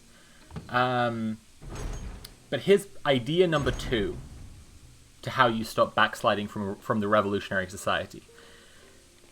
And it comes from Politeia, or Plato's The Republic. I'm talking weird because I'm baked, to be clear. I keep on hearing myself and thinking about that guy who's like, this is democracy manifest. A succulent Chinese meal. I keep on thinking about that guy. It's just because I'm baked. Anyway, fucking Plato. Right. Virtue ethics is the ethical system that is derived from metaphysics, because metaphysics believes that real things are a shadow of the true thing, a shadow cast upon our world. And by observing the true thing as much as you possibly can, by engaging in a love of it, a worship of it, be it wisdom or any other virtue, right? And that's where we get philosophy from, loving wisdom, philosophy. That's by seeing the real thing rather than just the image of it, you live the virtuous life. And then that's kind of what the Republic is getting at, is designing a society where people live the virtuous life together, as it were. There are lots of super valid criticisms to get into there, because what Plato actually outlines in the Republic is very authoritarian. And he, like, talks through which lines of poems he would like to censor to stop people being unvirtuous and stuff like this. I'm not suggesting the same society or anything like it that he suggests in the Republic, but I am thinking about a similar approach to both ethics and the design of society, or politeia, right? The reason that virtue ethics derives from metaphysics is this belief in the thing itself, the true thing. And then your interest in it drives you in the right direction towards the thing. Just as all things on Earth are illuminated by the sun, and so where Earth is lit up, right, going in the direction of the light is to see, is to go in the direction of the sun. Is that like an analogy that Plato uses? And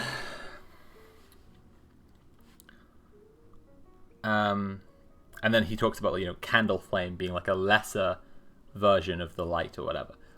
Sorry, I'm getting off track. When we imagine the perfect society and we strive towards it, we end up in a better place. Is the kind of a lot of the it's the basis of utopian socialism, which there are very serious critiques of utopian socialism. Read Engels, right? But Jill. it's the basis of a lot of leftism, is kind of moreover my point. And It's like The Secret, but instead of just saying it into the world, you say it into the Right. world to a couple other people who happen to hear you and agree with you, and then they say it to a couple that's other a good people. way to put it. It's it's like The Secret, only everyone in society is envisioning the society they want, and we are all agreed about what that society is, and then hopefully our society is as close as we can make it to that perfect society. Hopefully, and so, all of that to say in a very roundabout way, Wesker! maintaining the hegemony Thank you. in the revolutionary society What do you know? itself will do so Don't much blame to Barry for quell everything. I know that backsliding his and better half rebellion and two lovely against daughters will be in the danger revolutionary if he doesn't society, do everything I tell him because to. people will understand the thought Wesker, that you're pathetic. brings you there, Well, you shouldn't worry too much, dear. and everyone will then be You'll be free of all this anyway. aspiring together. Why eliminate Star? Yeah. It's magnificent. I feel like it was you who was talking about this, that it might have been somebody else, that you can't really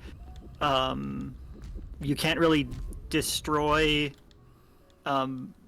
communism because what communists say is obvious, and same with feminism and etc. Right.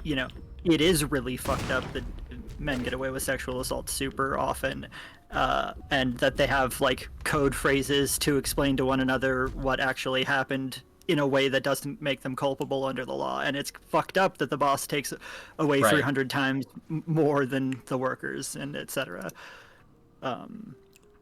Yeah, and all these things, and all sorts of similar shorthands of just obvious truth for trans people and for people of color and for disabled people. And this is something that I'm touching on in my speech on August 6th. And Andy, you've read that Yes. already, but the lived truth of trans lives, as opposed to the lies that the transphobic status quo tries to tell to hold trans people down. It's obvious to us what the truth is, and because it's obvious, it's if the obvious truth were the hegemony, it would be a lot harder to get lies to overthrow them. Yeah. There's a I'm not going to say anything from the essay, but I was thinking about a thing right before you sent it, and your essay made me think about it more, or your speech did. Even though it's not really super related to it. Well, it kind of is. But I'm kind of afraid of trying to get a gender dysphoria diagnosis so that I can go through with my treatment through my insurance provider, because I don't have a lot of gender dysphoria, but when I was pretending to be a man, I did have a ton of gender dysphoria, Right. in the form of severe anxiety, Right. because my behavior and my speech and everything had constantly been so absolutely policed by the people around me. I talked like a girl, I walked like a girl, I liked girly things, I liked girly colors and, Right. and activities, and I threw like a girl, and etc. And so I had to police literally everything I did, which gave me this constant anxiety. And I've been very aware of this the entire time, Right. my entire life, and so do I get gender dysphoria? Okay. Well, yes, but I don't get it about the things that other people, or that I feel are textbook, and so it's terrifying to actually Yeah. No, I relate to that a lot. First, let's In just the get out of UK, where our system is so extremely Fucked. what's the opposite of streamlined? Fucked. Bottleneck. Bottleneck is uh, the word I was looking for. Yes. Bottlenecked. Where our system is so extremely bottlenecked, we, are all going through the same channels.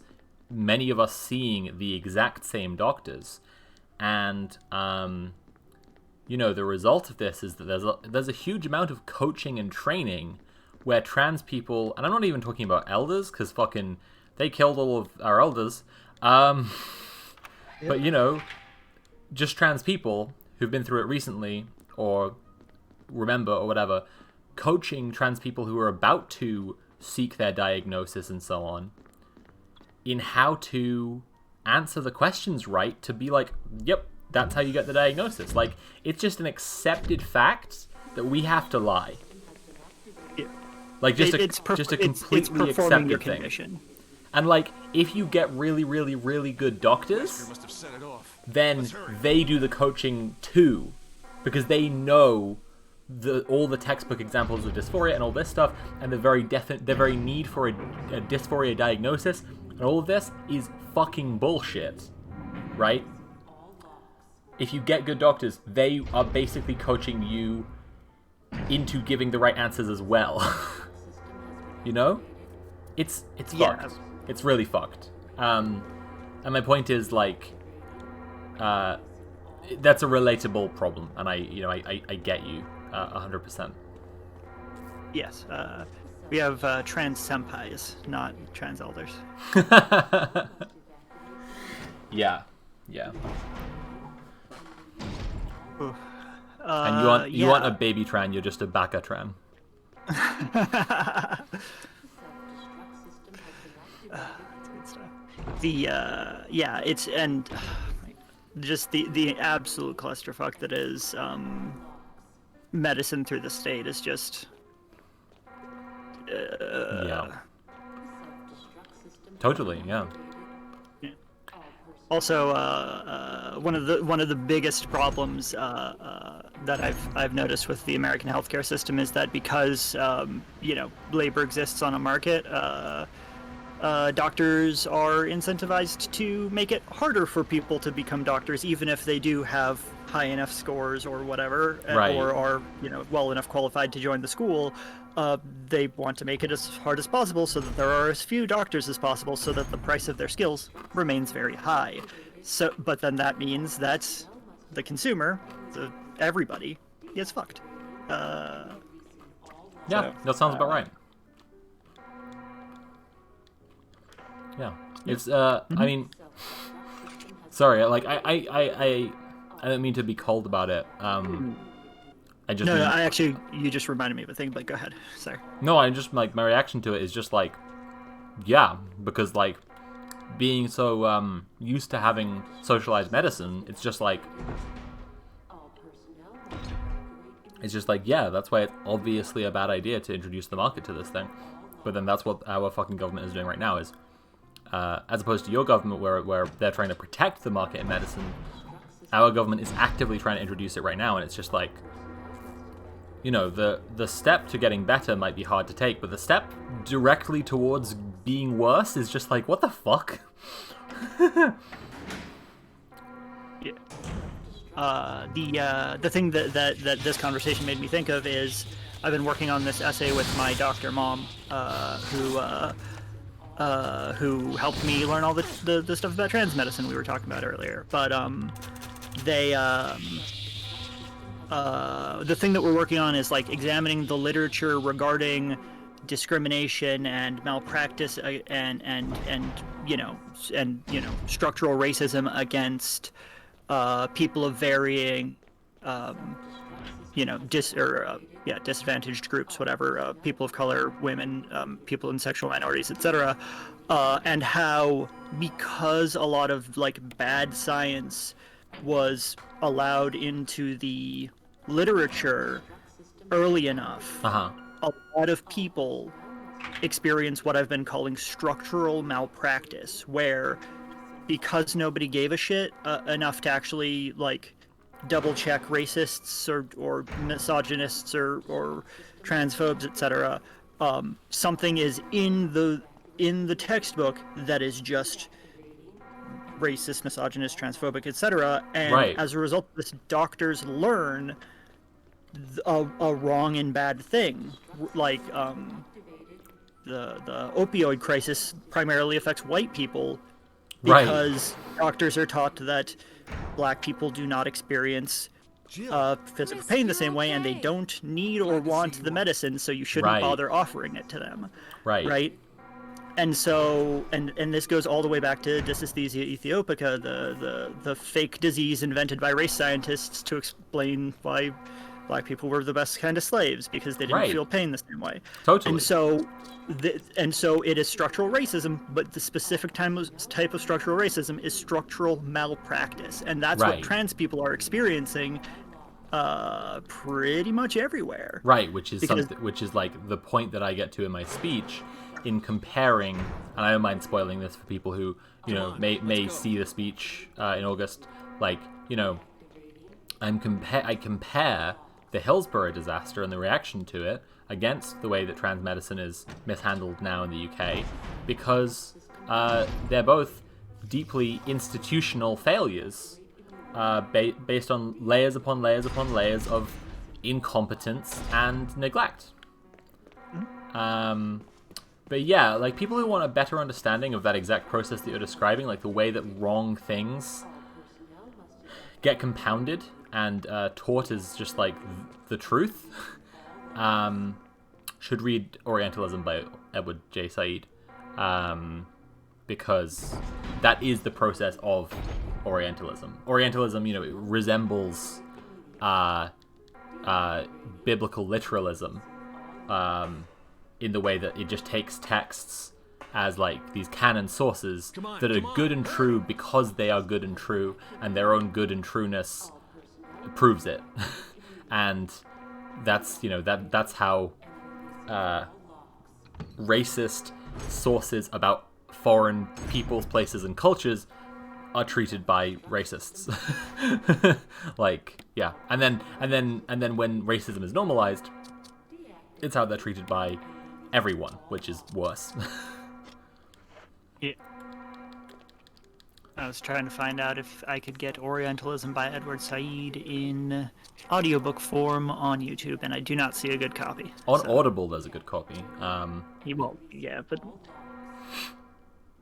No, I get you. It's not for everyone. I lost my Amazon account, like every single thing I owned on across all Amazon, because when I migrated my phones late last year, it wouldn't let me migrate over my two-factor authentication, and then they locked me out of my account and then forced me to make a new account. So I lost 10 years worth of audiobooks. God, that's so like fucking more than irritating. 600 audiobooks. Oh my god, that's so fucking irritating. Yeah.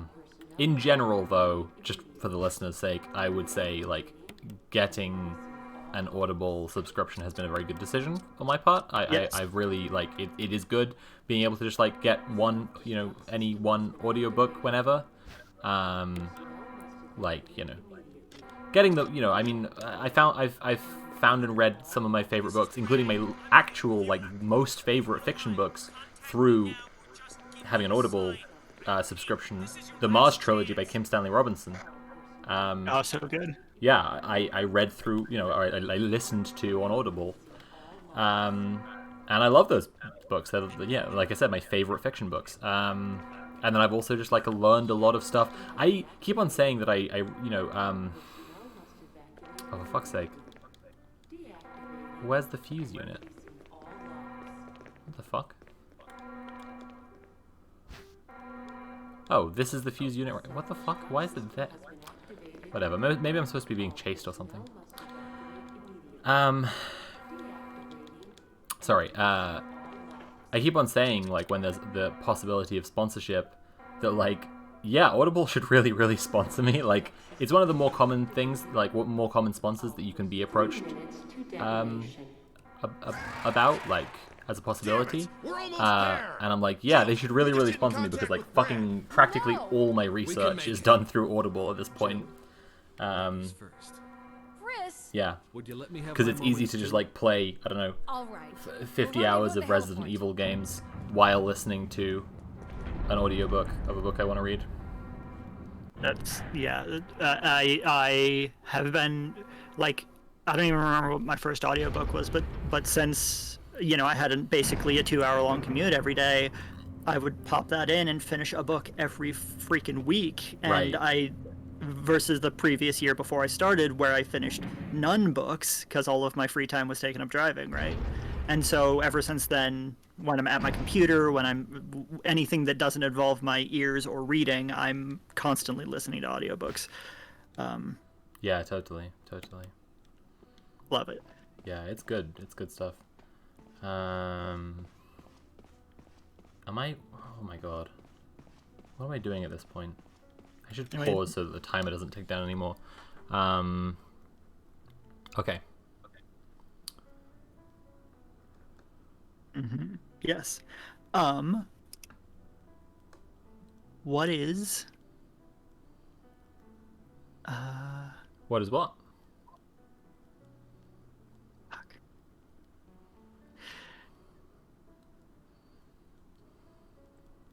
I've frozen. Oh god. I've reached a halting problem. It feels like I'm thinking, but it's not amounting to anything. You okay, The, bud? let- You going down the log flume of destiny? You going into the time? Andy, don't go into the time tunnel. Not now. Going into a flight hole. I'm just trying to read the walkthrough to see what I got to do at this point. I think I'm on the helipad, but I don't know. Maybe I just need to. I think I just need to fire off the rockets. Which Hannah Arendt book did you suggest? I didn't suggest a Hannah Arendt book, but I quoted Hannah Arendt from. Oh, jeez.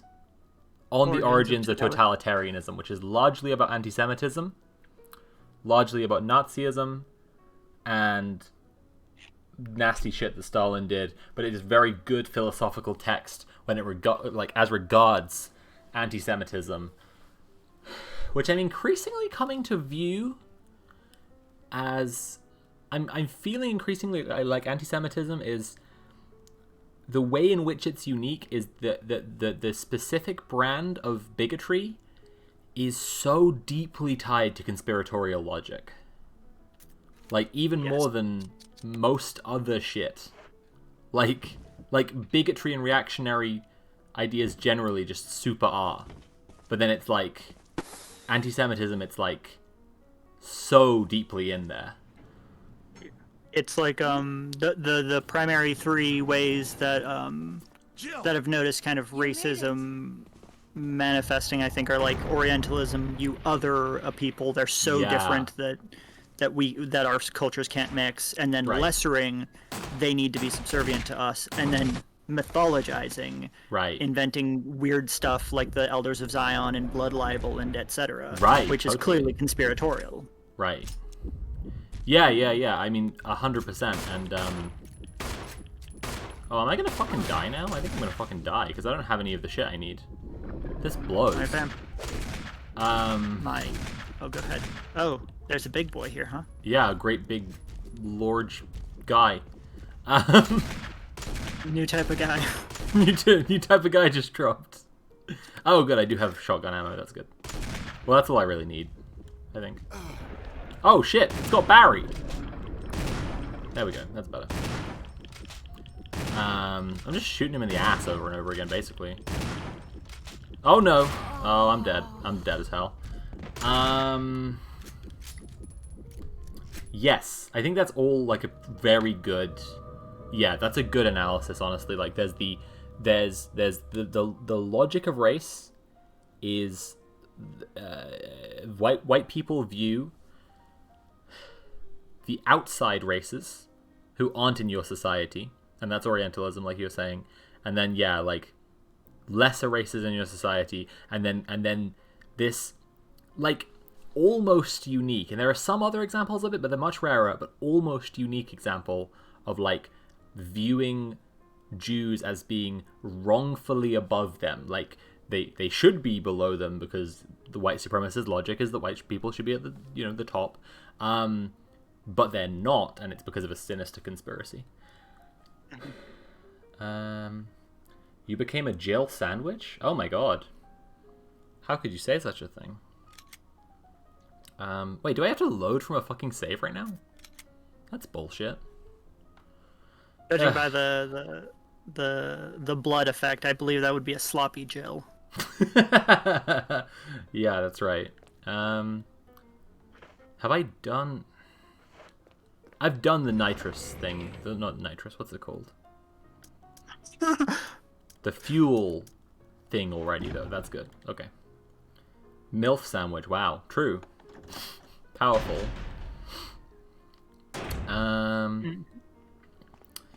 Right. Yeah. I'm gonna go and unlock the third lock so that Chris can be free. Be free, Chris. Do you know if this is Chris Redfield? Like, this is meant to be the same Chris who's in Yes. later games? Oh, that's so weird. I didn't know he was in Resi 1. Yeah, Chris's stuff starts in Resi 1 and Leon starts in 2, I believe. Right. Yeah, no, Leon definitely starts in 2. Yeah, cool. Okay. Well, now I know, I guess.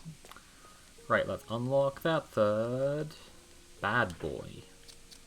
Let's go. Also, the Wesker who's in all the games is the same Wesker. Yeah, so, no, I know Wesker is because it's his last name, so I figured it was just like, okay. And also, like, I guess the other thing is, he looks consistent. Like, Wesker is a very iconic look. Chris doesn't look the same in this game like he does in the other ones. True. He doesn't look like fucking green beret ass fucking Right. been in the jungle for 40 years. Right. Yeah. To be fair, Chris doesn't have his boulder punching physique in this game. I haven't gotten to the point in 5 yet where Chris punches a boulder, so God. I'm excited to get there. I'm excited to see what happens. I mean, I know what happens. He punches a boulder, but like I I really disliked 5, not just because of all the racism. It's a shit game. It's an astonishingly shitty game, and it should be said because it is true. Like it's just really, really fucking bad. It's just like, there are two for an example, like where it honestly is on the it's almost in the territory of just like so bad it's good gaming. There are 2 car chase levels where you have to shoot things from the back of a car, back to back, and in the second one the car doesn't move for like seemingly no reason. Then it would be hard to program that, like it really feels like they had another car chase booked in for the next bit there, but like it got cut for time because they needed to use the man hours. Yeah. It just sucks. It's astonishingly bad, and then and then there's all the racism. Yeah, yeah. Chris! I didn't play 6 or 7 because of that, or even like watch them. Fuck, babe. But, the 7 is, in my opinion, the best one. When 8 came out, a couple people played 7 either right before or right around it, and I watched it then. Because apparently people said it was basically the same, but even like scarier and creepier. And I'm like, I'm here for that actually. 7 is the most resi game, I think. It's like it just hits all the notes perfectly. I think it's really, really good. I think that 4 and 8 are both great games, but only good resi games. That's my specific nuanced take on it. Like, I think that 7 is just so exactly what people want from Resident Evil that's why it's the best one. Yeah. Yeah, I really liked what they did with like before I get distracted, I have to leave to DM to do my Vampire the Masquerade group in 10 minutes. So. Okay. Cool. Okay. So I really love what they did. Like, you have to go down the stairs into the basement through the secret door or whatever, and you know that you know that they're going to close the door behind you. They're Right. going to close the door behind you, but Yeah, you have yeah, to yeah. go down, and they're going to close the door behind you. Yeah, exactly. They just like play with you in this really charming way that's just like, I don't fucking want to go in there. Don't make me go in there. And the game, the game just fucking shrugs cuz thug life, cuz fucking, well, you got to go in there, dickhead, get in. Like, no choice. Like, that's where you're going, so deal with it. I loved like the pacing, and I remarked on this while I was streaming it, but like the way that it gives you like a creepy boss and then a much creepier boss, to the point where, like, especially if you're newer to horror games like I am, you're going like, oh, if it gets worse than this, I can't keep playing. And then it gives you like number 3 is just like a super goofy guy. Like, he's like Saw, but he like wants to play a game, but like a game for real. Like, it's just a fun game. Like, it's just entertaining, and he's just like this goofy, silly dude. And like one of the rooms is just full of balloons because he just likes to have fun. And it's like, if you lose, then like your character will get hurt and you'll like watch a death animation, but like it's not really like Previous parts. creepy or anything. And then I feel like Village copied that formula exactly, and that's the right choice to make, to be clear, because like it's a fucking good formula. Like, it's good as hell. And yeah, it's just basically like, yeah, only in Village, like, it's not a goofy boss as the third boss. It's just a sad one, but like it's not creepy. And I think that was just a really smart move. That was just good. Are the Resident Evil Revelations games any good? I don't know. I haven't played them yet. I have played both of them, and they're just rail shooters, so it doesn't have basically anything of what you'd like from Resi. So Right, that makes sense. and I think the story might be continued from Code Veronica, Right. and that didn't go anywhere. So In 5, there are like flashbacks. Like I said, I haven't gotten all the way through 5 yet, but like in 5, there are like flashbacks to Jill dying or something, like a confrontation with Wesker. That's like a whole thing, and I just don't know if Chris's flashbacks that he's having there are from one of the other games, like one of the non-main series games. Oh, the Resi 5 flashbacks are to a DLC for Resi 5 called Lost in Nightmares. What the fuck? What a shitty thing to do. What the hell? what? Hang on a second. So you're telling me that Jill dies in a DLC that is like baited in the main game, in the worst game.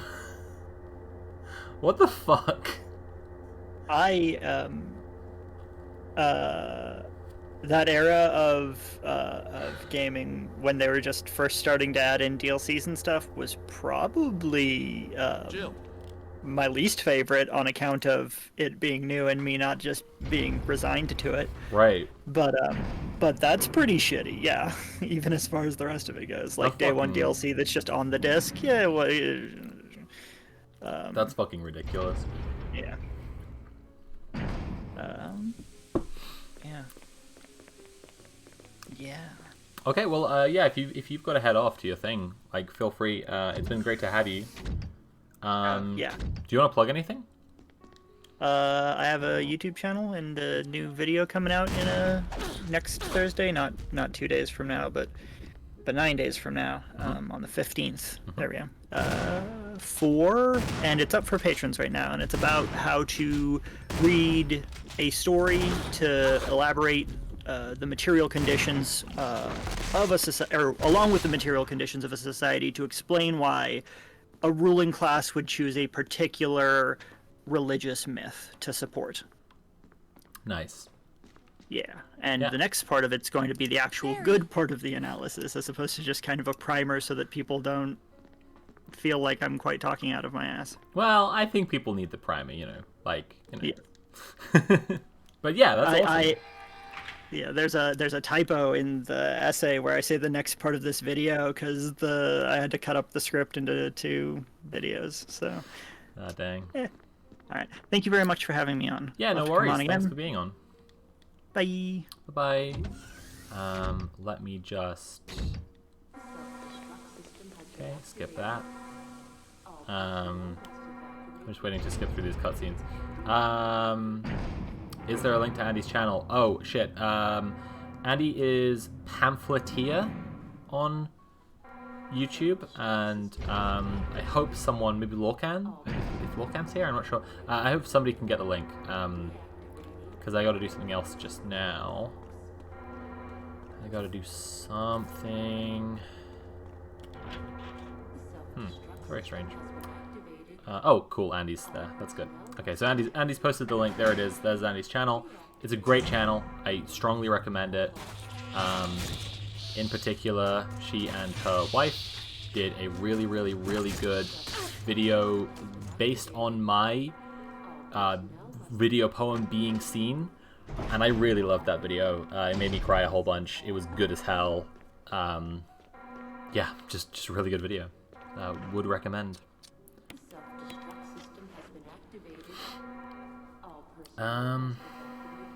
Right, and that's what I was gonna do. So I'm just gonna real quickly go and change some settings in my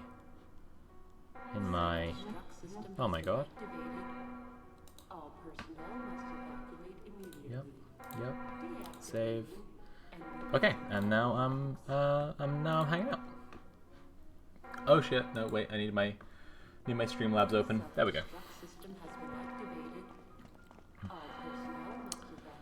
Ah, we're so close to the end now, and I'm just like, I fucked it up and got killed. Unbelievable. Absolutely unbelievable. Completely fucking beefed it. Okay, skip the scene. My hairband is cute. Thank you, Kamikaze. I got a whole pack of them. So, I got like different kind of color combinations that match a lot of different outfits. It's good.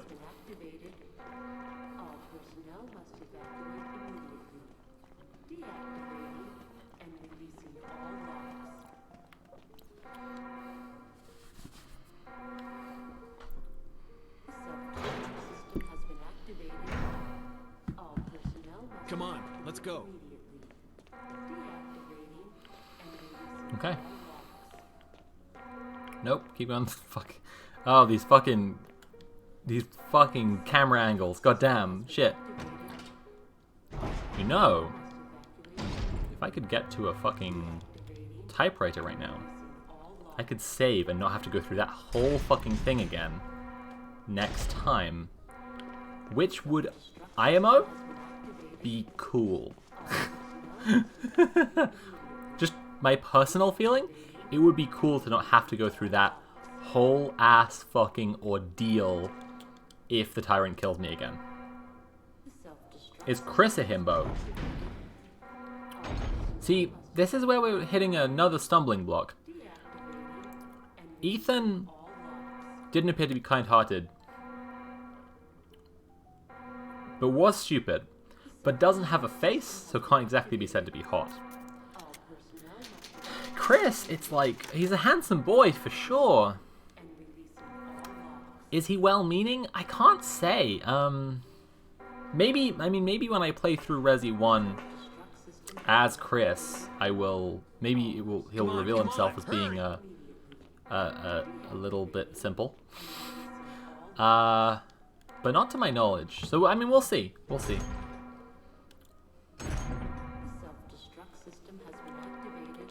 But thank you for bringing the good and important discourse here.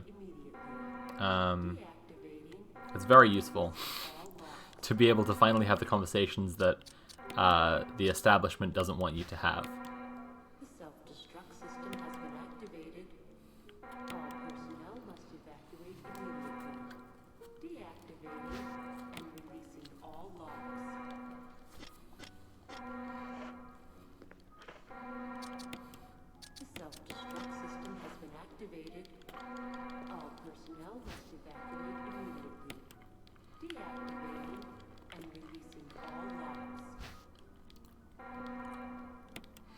Is Nemesis a himbo? And Kamikaze says, Nemesis is a DILF.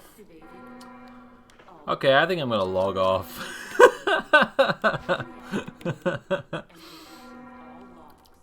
They reinvent Chris's whole personality in every game. I think that's I mean, I'm sad to say, but I think that's a fair pronouncement on Chris. Honestly.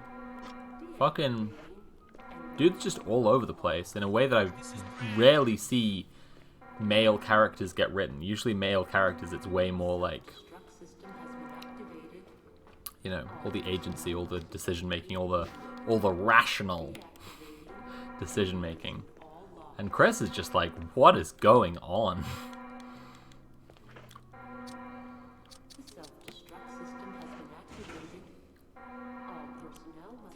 The study of himbos is himbology. True. Damn it! Skip that.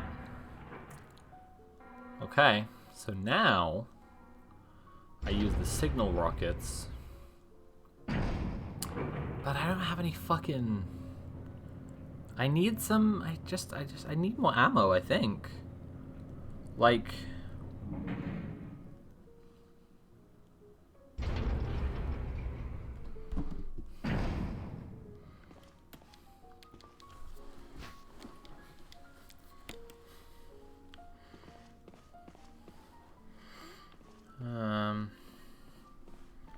Can I go in here or anything?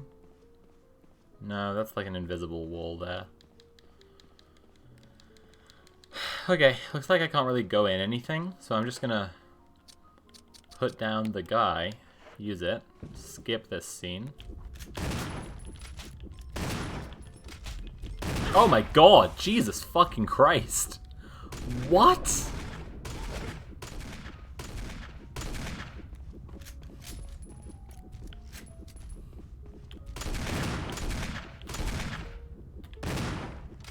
Let me shoot these goddamn obviously flammable tanks. Come on. Oh, what the hell, man.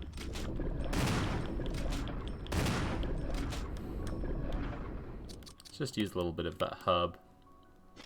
Oh my god, it's only taking me up to caution? You trying to tell me I'm gonna have to dodge fucking attacks now? Fuck off.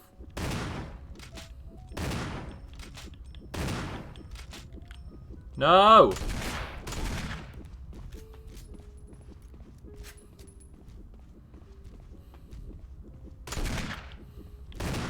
No! Oh my god. Did I get him? Is he fucking Oh, what? What the fuck? What? Excuse me? No, no, no, no, no, no, no! Oh my god. Please don't be dead. Please don't be fucking dead. Please. Okay, Jesus Christ. Okay, cool.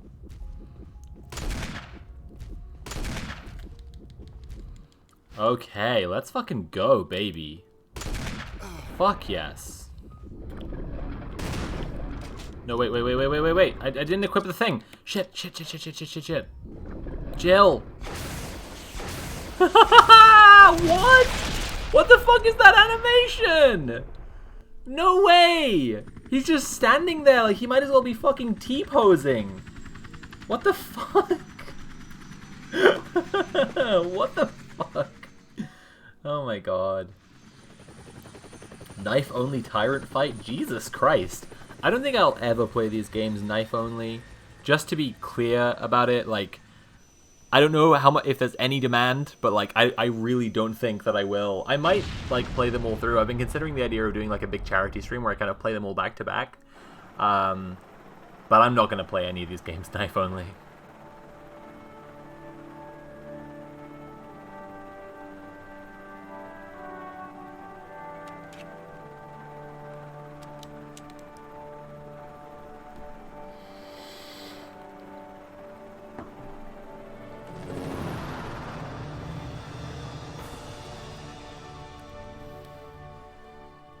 Is that Barry glued onto her hair or something?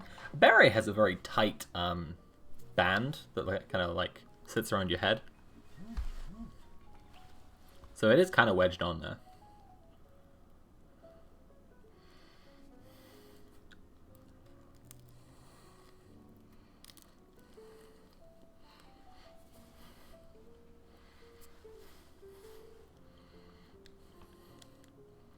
Okay, there we go. I did it. So, you did a fine job. Fucking 10 hours. Jesus Christ. Huh. Cool.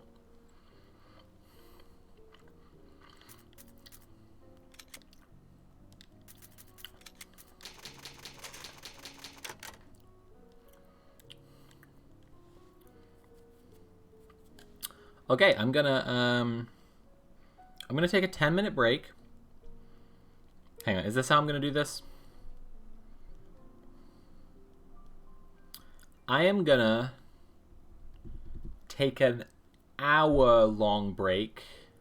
Is that sensible either? No, I'm gonna take half an hour. It's half an hour. That's how long the break is I'm taking. Sorry for the back and forth. Right, I'm going to take a half an hour break, and then I'm going to be back with Resident Evil 2 Remake on PS4 right here. Go entertain yourselves for half an hour and come back. I won't raid anybody now, because I am hoping for you all to watch the next part of the stream. I wouldn't like to, you know, give you and then steal you back or lose you to somebody else. So just go drink some water or go for a short walk. And I'll see you in half an hour. Thank you all for watching Resident Evil 1. Resident Evil 2 is on the way. And, you know, we'll carry on through the rest of the series, playing the most up-to-date versions. So, yeah, I guess I'll see you all in half an hour. Thank you so much. And if you're watching this on the replay playlist, thank you for watching the whole of my Resident Evil 1 playthrough. Congratulations to me, I did it. Everybody remember to check out patreon.com/CurioVids, where $2 plus patrons can see my videos early. All patrons can see my unscripted ramble videos, which is a new thing I'm doing now, and shortly, soon, very soon, $3 plus patrons will be able to listen to episodes of the Rolling with Rainbows podcast early as well. Okay, see you all in half an hour. Bye-bye for now.